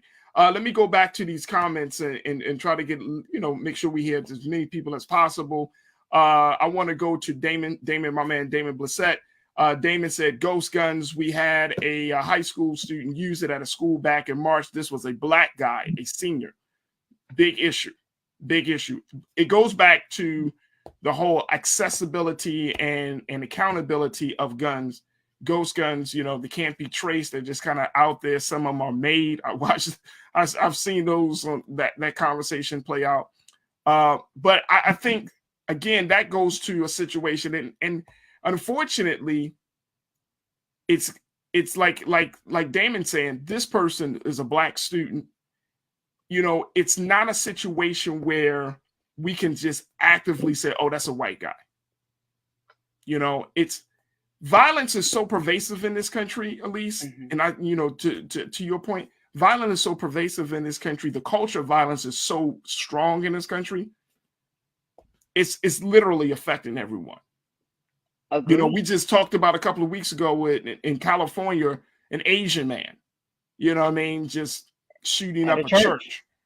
You know what I mean? So you can't say, oh, back in the day, we did have that stereotype saying, oh, yes, it must be a white man. I'll never forget when the DC sniper happened. Yeah. And everybody was like, oh, you're white van. That's a white man. That's what a white man would do. And then when we found out it was not just one black man, it was two. And then the one of them had a Muhammad as last name. I remember watching TV and it's like, oh, God, this is not good for us. You know what I'm saying? I mean, I'm serious. I was just sitting there like, John Muhammad Lee Malvo. Oh, God. Like, this is not good. This is not. We all been there where we like, oh no. But it's one thing to have two black guys. Another thing to have a black guy named Muhammad who was at the center of it, and you're like, and then it was just all crazy. It's like he was a part of the Nation of Islam, and you're like, okay, here we go. You know what I'm saying? It was a very interesting and very kind of like concerning period. Go ahead. Yeah, and what I will say is that when looking at that, no, we shouldn't automatically assume it. You should not do that, and you're absolutely correct, because I think the definition of what they're kind of like hazy. Yeah, is what they consider to be a mass shooting and what's not considered to be a mass shooting, depending on the organization. But the majority, it seems like in this country, like 53, like it's a weird number. I have to find the exact statistic. Like most of them just so happen to be Caucasian males. Men tend to create or do stuff like this a lot more often than women, and they tend to be Caucasian. So when we're looking at that, when you look at it in, I guess, the traditional sense, it seems like it appears to be more of them. But if we look at it in a broader sense of what is a mass shooting, is a drive-by considered a mass shooting, then it kind of changes the dynamics now, doesn't it? Right. Because the mass shooting as defined by the government is 3 or more people that have been killed. So if you're talking drive-by, then that can certainly qualify as a mass shooting. Wow. Ooh. Let me go to get to some more folks really quickly. Brother King Lee, who checked in, he said, my last year of high school was 1978 in DeKalb County, Georgia. And at that school, some kids had knives, but I don't recall any stabbings. Yeah, different time. That's what we're talking about, essentially, a different time. Let's go to Mike V. Mike checked in and said, look, guns were the instruments of toxic masculinity and Anglo-Saxon hegemony of African and indigenous people. All of such can be traced back to European colonialism. Yeah, I think so. I think you're right on point for that. But that does not take away. Here's the thing, Mike. You and I both know it, brother. That does not take away from the fact that we, as Black people, have now kind of inherited that same mindset, right? And it's hard, Lise. I don't know if we can even have the conversation, like you just mentioned, drive-by shootings. I don't know how to have those conversations about mass shootings in the Black community, right? Because no, we don't traditionally see Black children or a Black active shooter go into a place and start shooting up the place. But we do hear about drive-bys. We do hear about shootings throughout the Black community. We know that Black on Black violence is a very real, is a very serious situation. So we do hear about that. So I don't know if the conversation around mass shootings, active shooters and terroristic shootings, I don't know how they should be had in our community. That's a great question, because when this all kind of started to unfold, I did start to see that narrative being played out where a lot of Black people were upset that they were saying stuff like, people were coming out and say, well, this is a mass shooting thing, that we have a problem, and they were throwing drive-by shootings and things like that in the mix. And so they were saying that it sounded like they didn't want it to just be a white guy thing. Mm-hmm. Because again, white men do this majority of the time. When you look at what has happened over the statistics of history, they tend to be white males. So I know a lot of African Americans or Black people, we were a little bit like, okay, wait, don't throw us all in there. But to defend a drive-by shooting is insane a little bit. So yeah. I mean, I'm not going to say that that's not considered a mass shooting, because it still causes the same level of damage to somebody's family and in household, and all the innocent people that are shot. So I think that we do need to sit down and have that conversation in our community. But I think you're right. I don't know if we're ready to openly have that type of conversation, or I don't think we're ready to have that yet. I don't know. I mean, I want us to have that conversation. We need to have conversations about gun violence in the Black community, right?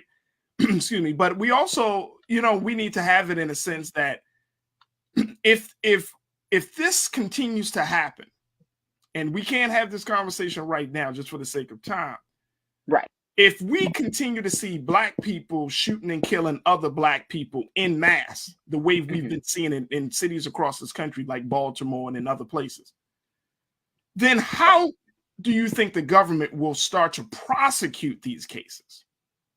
Right? Right. So little Donnell, 16, 17 years old, he goes by and he starts shooting 3 or 4 people. The government or some lawyers might say, well, you know what? Because of the pain that we have been experiencing in the Black community, we might be like, something has to be done. So we're telling our local attorney, state's attorney, hey, y'all need to do something. Y'all need to do something. And then the government responds with, okay, we'll do something. We'll start to say that any young Black person who commits that type of shooting is going to be, their shooting is going to be considered to be either an active shooter or a terrorist attack, or they're going to be seen as a mass shooter.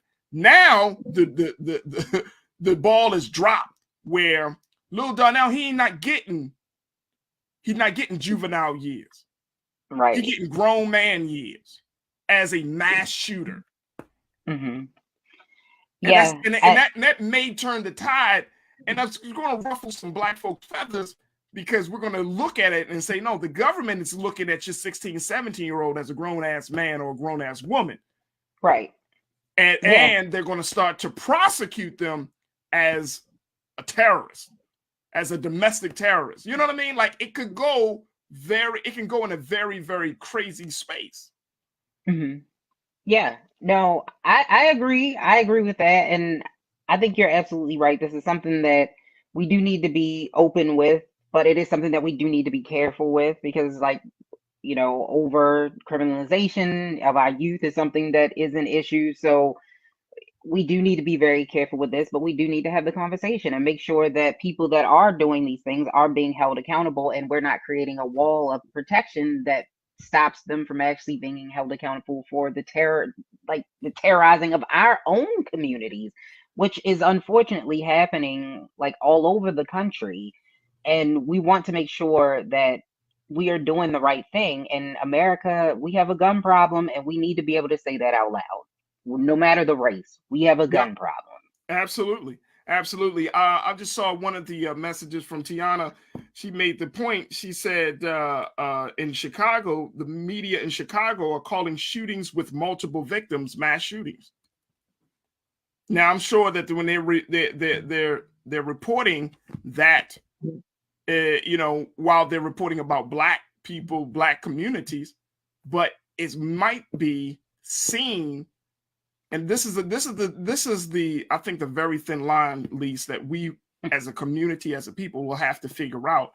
The very thin line is, if we're pushing for the government to intervene, if we're pushing for law enforcement to intervene in stopping the violence, instead of us getting out to save our children, our daughters and sons, and our nieces and nephews and grandchildren, and the government comes in, then the government has the power to take their efforts, redefine it, recategorize it, and make it say, you know what, you're a domestic terrorist, you're a mass shooter. Just like we're seeing now with a whole bunch of hip-hop artists, you know what, under the RICO law, guess what?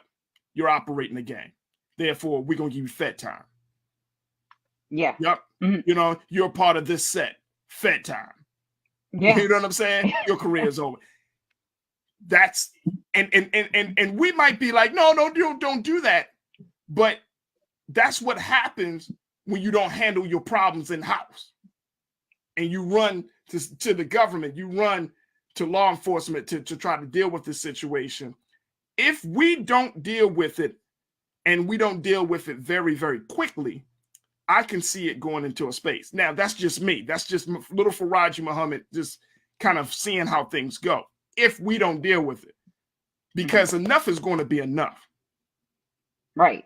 I think so many of us are so frustrated with living in, violent communities and feeling like our own children and our own people are terrorizing. I'm talking about the older folks. I think a lot of older folks are at their wits' end and saying, look, whatever you got to do with these young people, you do with these young people. But you might be serving them young people up on a silver platter to a system that's not going to treat them like young people. Yeah, and it's unfortunate the choice that we have to make, but whose lives are better or worth more than the next? And that's something that we also have to keep in mind, that if these individuals in your community are going to stop you from being able to have the pursuit of happiness, where is the line between that? So that's just something that we do have to keep in mind. And it's not an easy decision or choice to make or to fix, if I'm being totally honest. We can talk about it, but it's not an easy choice. Absolutely.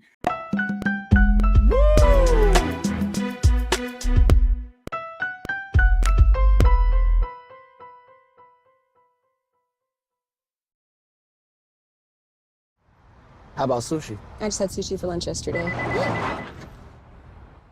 How about tacos? Automatic emergency braking, one of 6 advanced safety features standard on every 2022 Chevy Equinox. Find new technology. Find new roads. Chevrolet. We're all impacted by the culture, whether we know it or not. From politics to music and entertainment, it's a huge part of our lives, and we're going to talk about it every day right here on The Culture with me, Taraji Muhammad, only on the Black Star Network.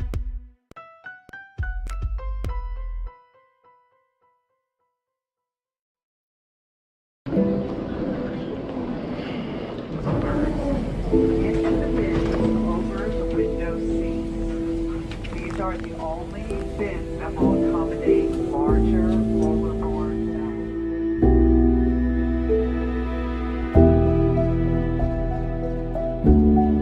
They put 10 in here? 10, and you don't come out till you die. And you eat him, you hoop him. Oh my God.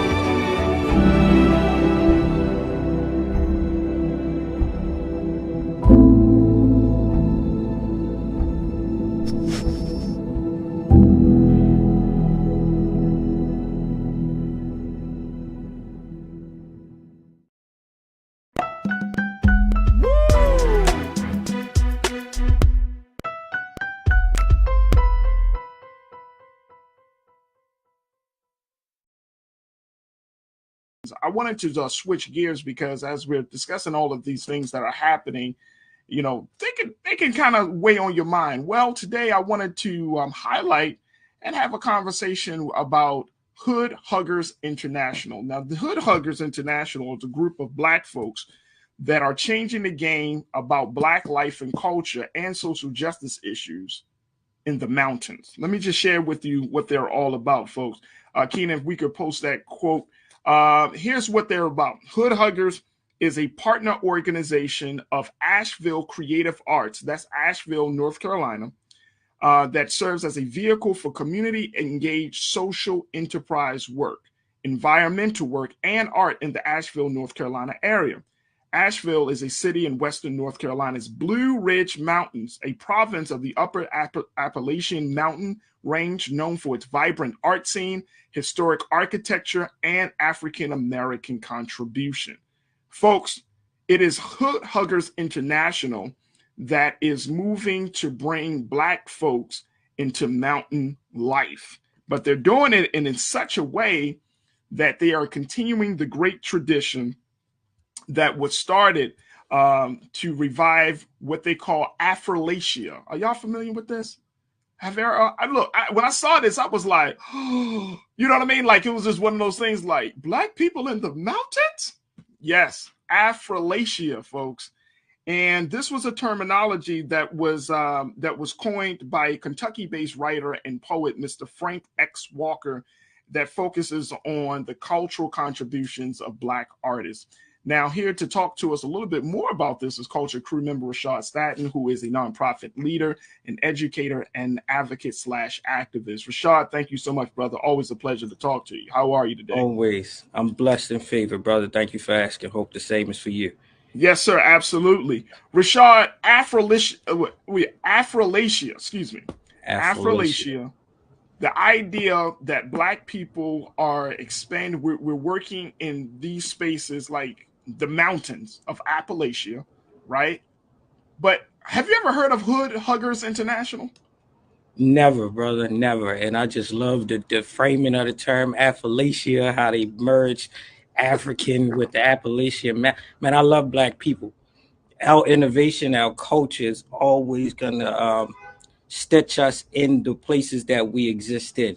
Like I didn't even know, out of my own pure ignorance, that Black folks lived in the Appalachian Mountains, but I'm not surprised either in the fact that they have created a community, have created an international network and organization to support themselves and to keep their culture enriched and thriving, man. It just says a lot about who we are in our natural state of being and us taking pride in our heritage, our culture, and our representation.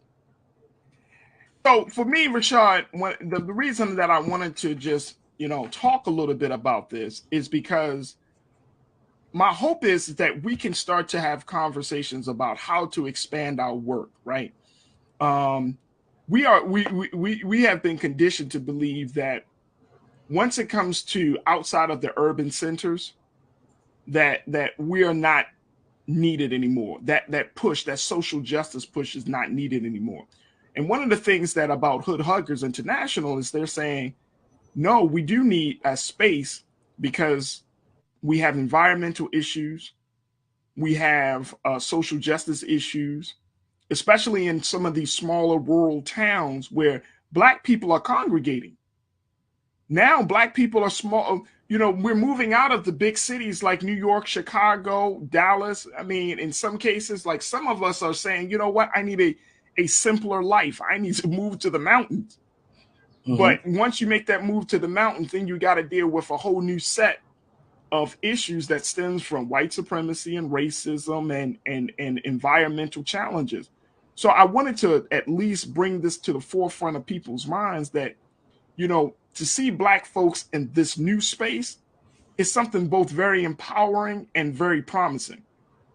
Yeah, I agree, man. And I'm looking at the comment that we got from one of the viewers here that talks about we always existed in the mountains, and the fact that those are tapping into our ancestry and our even Indian ancestry and how we were always interconnected, and how I speak of I'm deaf into history, and I spoke of Nat Turner after the rebellion seeking refuge in the Indian territories and not knowing how to differentiate us from those Aboriginal and Indian persons, right? And it just speaks to us always existing. And like you said, us knowing our land, us knowing our people, and us knowing our community, that we are not singular in fact that we only exist within these urban populace, but we exist in other rural communities as well. And what we see in these rural communities is a stronghold on community togetherness, in a space where it's not just dealing with the social issues that show up in our disheartenment of how we interact with humanity, but how we interact with nature, right? And these folks understanding environmental consciousness and understanding how to sustain themselves using the nature around them just shows us, if we tap into our original state of being, that we can always thrive and we can always use our nature to make sure that we are sustainable and that we can live a fruitful livelihood. So I think a lot of what we might be seeing from Hood Huggers can easily translate back into urban communities, as some of their programming around education, arts, around history, and around expression. We see this in very smaller subsidies in our urban populations, but how do we take this unique approach of this smaller community that have found a way to create international footprints. I think that's something that can allow us to scale out with the minimalist distractions that they may get versus those that are already residing in urban populations. Because, like you just said, we are watching another migration of Black and brown folks across this country, going back to rural areas, going back and moving outside of just the common grids and things that we have often been perceived to think that's only where we reside at, right? We watch this differentiation of like, these de jure segregation policies that move us from the cities out into the nearby counties, but we're also now populating these rural areas, and we're going back down south rather than these northern, upper northern southern states like Maryland is, but we're going further down south to get that. And we're seeing this even in the rural communities that are surrounding, you want to say Houston, Texas, or surrounding Charlotte, North Carolina, and surrounding these areas outside of the Atlanta that we all seek pride in. But we see these others existing in these communities too. And I'm just willing and curious of what we can learn from them that we can sustain ourselves in these urban populations. Absolutely. I want to bring some comments in, folks. Post your comments. Let's get to them. Shalinda said Black folks were already in the mountains. So let's post Shalinda's comment real quick and get her thoughts on this. And folks, y'all keep it coming. Black folks were already in the mountains. Truth be told, the Indians that hid in the mountains were my Black ancestors. Absolutely. Absolutely. I love that. I love that. Lana checked in and said, look, I'm from a small town. I think this is Arkansas. Am I not in AR? That's Arkansas, correct? If I'm not mistaken. Is that Arkansas? I believe that is. Y'all gotta forgive me. I know, letters and stuff or initials for the states. I'm gonna say Arkansas because she said the Midwest. I've been in the Midwest since college. I just bought 6 acres and trying to buy 7 more. I want to go home. The air smells different. Trust me. Lana said, yep, that is Arkansas. All right, Lana, thank you so much. No, you know what? Lana, let me tell you something. You know it and I know it. You understand the power and the value of land. So if you got 6 acres, that you got a nice piece of land there, right there.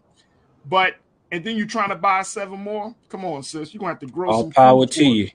She's going to have to grow some food for us. Lana, you're going to have to grow some food. She want to go home. The air smells different. Trust me. And you know what, Rashad, it's interesting because like our generation, well, you're younger than me, but I think we're still like, I'm on the tail end of the generation. But the fact is like our generation, those your age, a little bit older and leading up to my age,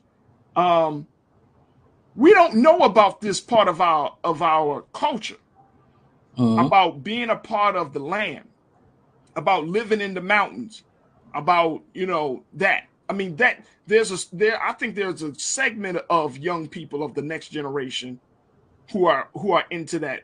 But we've been so urbanized, and I don't even know if that's a word. Is that a word? I don't know, but you can get coined for it. Everything. Get coined for it. The idea of us going out, living off the land, tilling the land, cultivating it, going on a farm. I mean, generally those things happen when you get into your 40s. Like I'm in that space now. Like, oh, that'd be dope to kind of have a farm. You know what I mean? That'd be simplify dope life a little bit. That I could actually eat.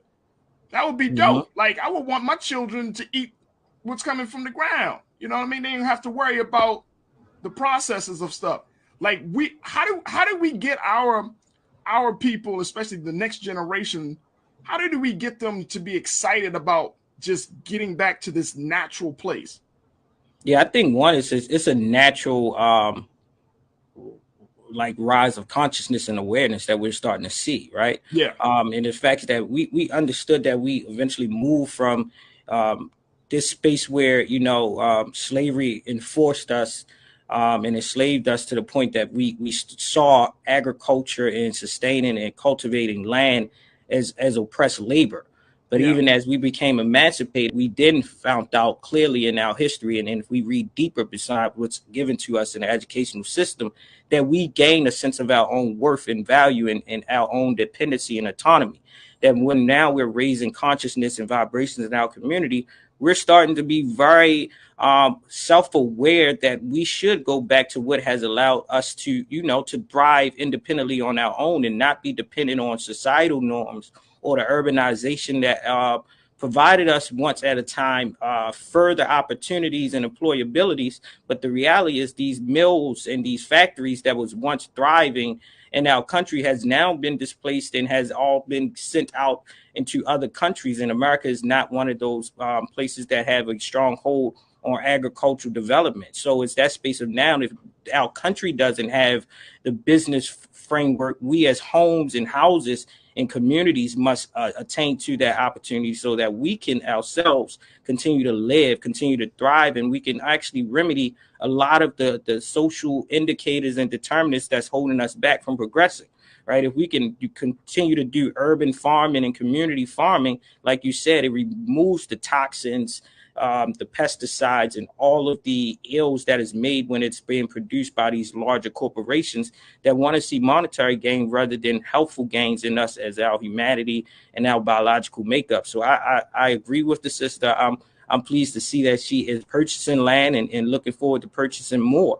Right? I think that's powerful, and it says a lot about our sovereignty as a people. And if we continue with that direction, I think we'll have a stronghold on even how we move and more in the strength as far as political affiliations and things of that sort, and even education, right? The Brothers of the Nation speaks very highly on farming and cultivating out lands and going into it. And you start to see these younger brothers in the nation under the Honorable Minister Louis Farrakhan that speaks to his teachings and his messaging that tells them to go back and go and purchase land. That is one way of us gaining our independence and our sovereignty and everything else. So I love the idea of this, and I love that it's giving us another avenue to freedom and liberation. Oh, no doubt. No doubt, bro. Let's go back to the chat. Let me see what Janae had to say. Janae always trying to be funny, Rashad. Always trying to crack jokes. Look at Janae. Let's bring up Janae's comment, please, Keenan. As we're talking about Hood Huggers International. Folks, if you haven't heard of the group, y'all should check them out. They're talking about reviving Affrilachia. Janae said, I am not ready to live off the grid. Plus, it's cold. I take some moments off the grid. I understand though, sis. I totally understand.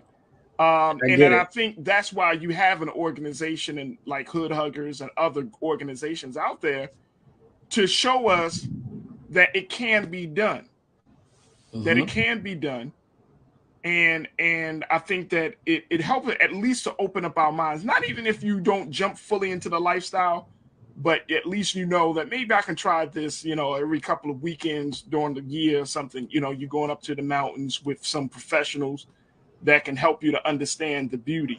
I mean, just to expand, because here's the place I'm at as well, Rashad. Like, when we talk about self-care, sometimes people say, oh, self-care is going out and buying, going to the store or going to those things are nice. But self-care, when I think of self-care, I'm thinking about you becoming one with nature. I'm thinking about you, putting the phone down, walking away from the social media, and just getting into a place where you can breathe, you can take in new oxygen. You can stand on the top of a mountain or looking over the ridge where you can see the sunset. You can, just letting your body, to Lana's point, stuff starts to smell different when you're at the top of a mountain. You can breathe and you can let the energy of the trees, the energy from the sun, the energy from nature to feed you. So, Janae, I hope you don't have to go in there when it's cold, sis. You can just go out there when it's like a nice warm day. I don't know what city you in, but I would highly encourage, all your major cities, there are places, especially like on the East Coast. And then, of course, on the West Coast, you got mountains all over the place. But take the time to do that level of self-care, not just getting like a massage or those things are nice, trust and believe, a mani and a pedi, I got you. But that self-care, being one with nature, I think would change your life. Ryan, now this is Ryan. I want to, let's take a look at Ryan's comment. I think this is absolutely excellent. Ryan said, the further you get away from cities, the more freedom you have. I want us to think about this, Rashad.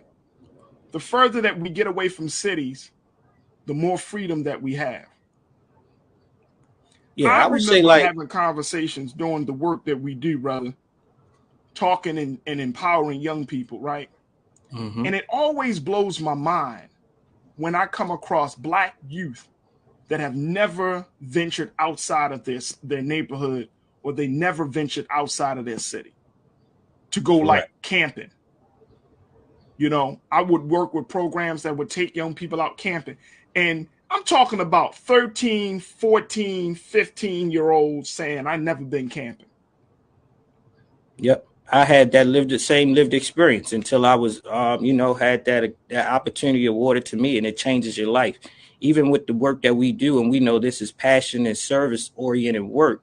My best way and my preference to reconnect and recharge is to get off the grid. A lot of times finding these places to go hiking, to go walking, to go trailing, to go camping, and just to go into these secluded places where you connect, and you become earthly people, in which we naturally are. We connect back to nature. We silence the distractions and the noises. We minimalize other people's projections and the falsehood of what society should define as success. But it allows you to listen to your own thoughts a little bit more, to listen to nature, to watch God show up in miraculous ways, and you're more likely to hear your higher self and your conscious self when you are have intentionally removed yourself from these things that we see as normal everyday things, which is not oftentimes for our betterment. So I always encourage others, and I've even started to take my son on these excursions, and even encourage my parents and especially like my dad to just get off the grid, go in there. And as I started to climb, this definitive space of accessibility and leadership and power and influence, I've learned that a lot of those that we would identify as thought leaders, visible public figures, they actually use their gains to get away. And a lot of times they do that. But the reality is when they're doing that, they're not going back to the communities that they're serving and often come from to say, hey, this is my way of recharging. This is my way of rejuvenating. And we need to make that a common way of self-care. Like you said, a lot of times it doesn't have to be these things that we're often used to. Sometimes, and at the times when we go and go off grid, it is least costly. It doesn't cost much besides travel. And if you have the accessibility to travel, then you should have the accessibility to disconnect. So when you do connect back, you are back to your full and whole self. Let me so tell I you love something, this idea, brother. Let me tell you something. That's the stuff that we're talking about. Karen, let's bring up Karen's comment, Keenan, because I think she's on point as well. Karen M checked in and said, "That's right, Faraji. That is self-care, being in nature, and if we can begin to be self-sustaining, that would truly be self-care." Amen, Karen. Amen. Self-care, you're in touch with nature, and then self-sustaining. That's what I'm talking about. Look, folks, look.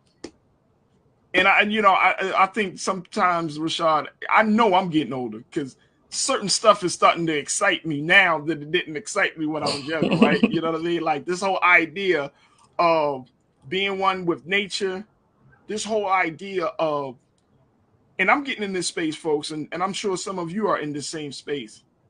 Like we've carried so much pain.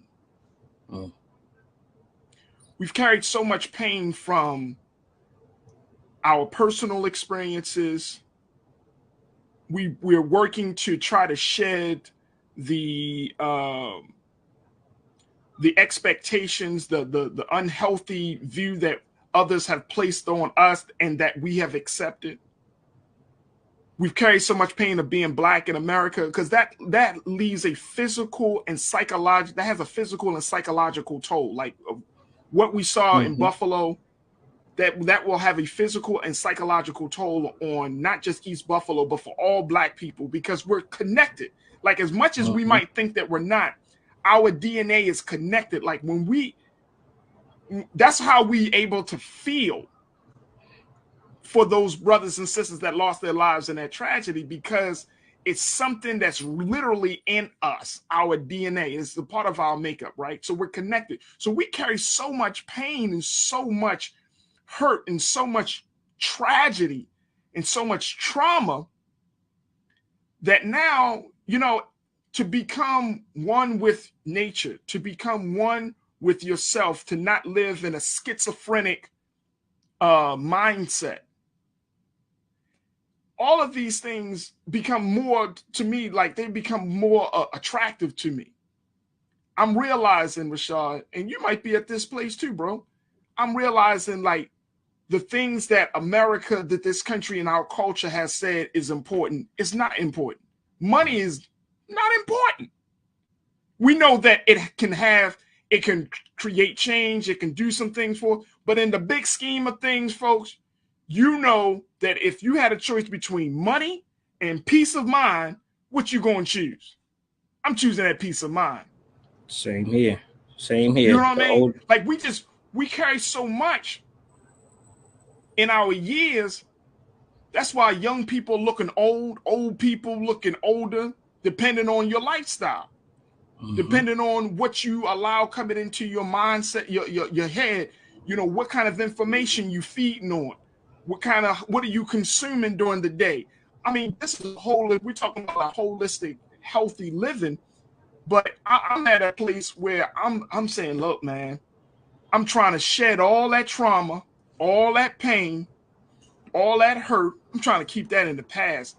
As I get into my years, I don't want to pass that mess on to my children. I just don't want to do it, bro. Look, my wife and I, we take our children out to nature. Go ahead, run around, play in the grass. You know what I mean? Like, just enjoy, breathe. Because as much as we like to believe that we're living, when you're in these cities, when you're going through the grind each and every day, the simple things of just taking a breath, taking the air in and letting it out, it can make all the difference in the world.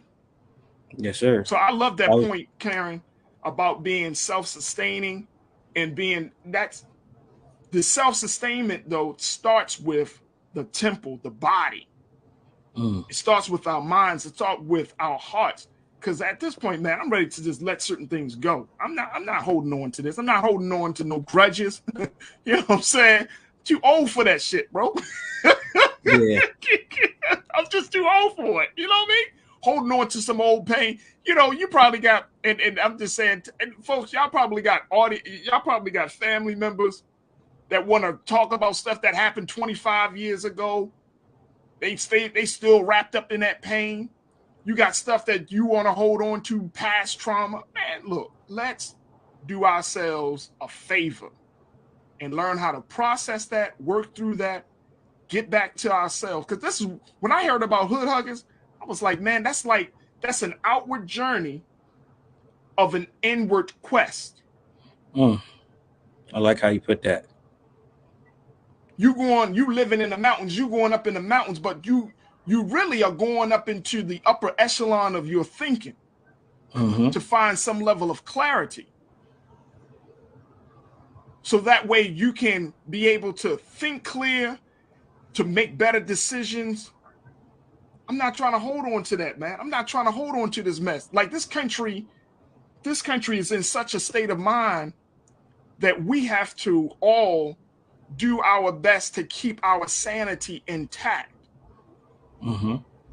Because as everything else is falling down around us, and it may seem like that, the walls are closing in, the ceiling is falling, we got to make the conscious and intentional choice, Rashad, that is not going to be our reality.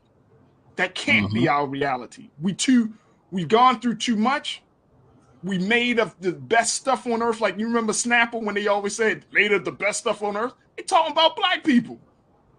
And a couple of tea, some tea. But we got all of this inside of us that if we just cleared the garbage, we just take a few breaths in. If we just really worked on that self-care, we will transcend the pain. We will transcend all of the madness that's around us. I'm sorry, brother. I just had to share that. What's your take, man? No, what you gained from it was what I gained from it. I was just watching this higher level conversations just last night, and they was talking about exactly this of like what hood huggers is personifying for me and how it resonates with me is exactly what you was alluding to. This idea of holistic health, right? As it being a universal alignment to one inner self and one alignment to nature. And the fact that they have tapped onto this and have sustained this will show that this community itself will continue to thrive, will continue to exist, and will continue to navigate whatever comes their way because they are so in tune with self, they're so in tune with nature, and they're so in tune with the universal community around them that I applaud them for this, and I applaud you for speaking this up, because those that are a viewership and those of an audience that reside within an urban populous city or town, let's say, we should now look forward to other ways to recharge, recenter, and like you said, reduce the noise of distraction and suppression and get to a sense of what really matters. And if we take our self-care as our first priority, our community grows healthier. And I think hood huggers is on exactly that, and they should be applauded, and we should learn from each other. Oh, absolutely. Absolutely. Folks, we're going to take a quick pause, but let me just share this with you.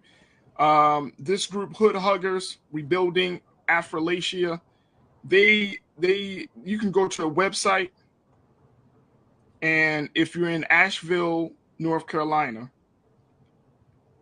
look at that. They got the colors up there, folks. I want to just show y'all. If you're in Asheville, North Carolina, they will actually give you what they call a hood tour. Take you right up in the mountains, Rashad. Look at that, man. I got to get them on the show. I was about to say that. Whoever thought to correlate the name hood to be in the wilderness and to be in nature, and it just shows us reclaiming narratives and us living in our everyday story. Yeah, this is beautiful. So if y'all live in Asheville, North Carolina, definitely check them out. But Hood Huggers International, beautiful, beautiful group of Black folks doing some great things.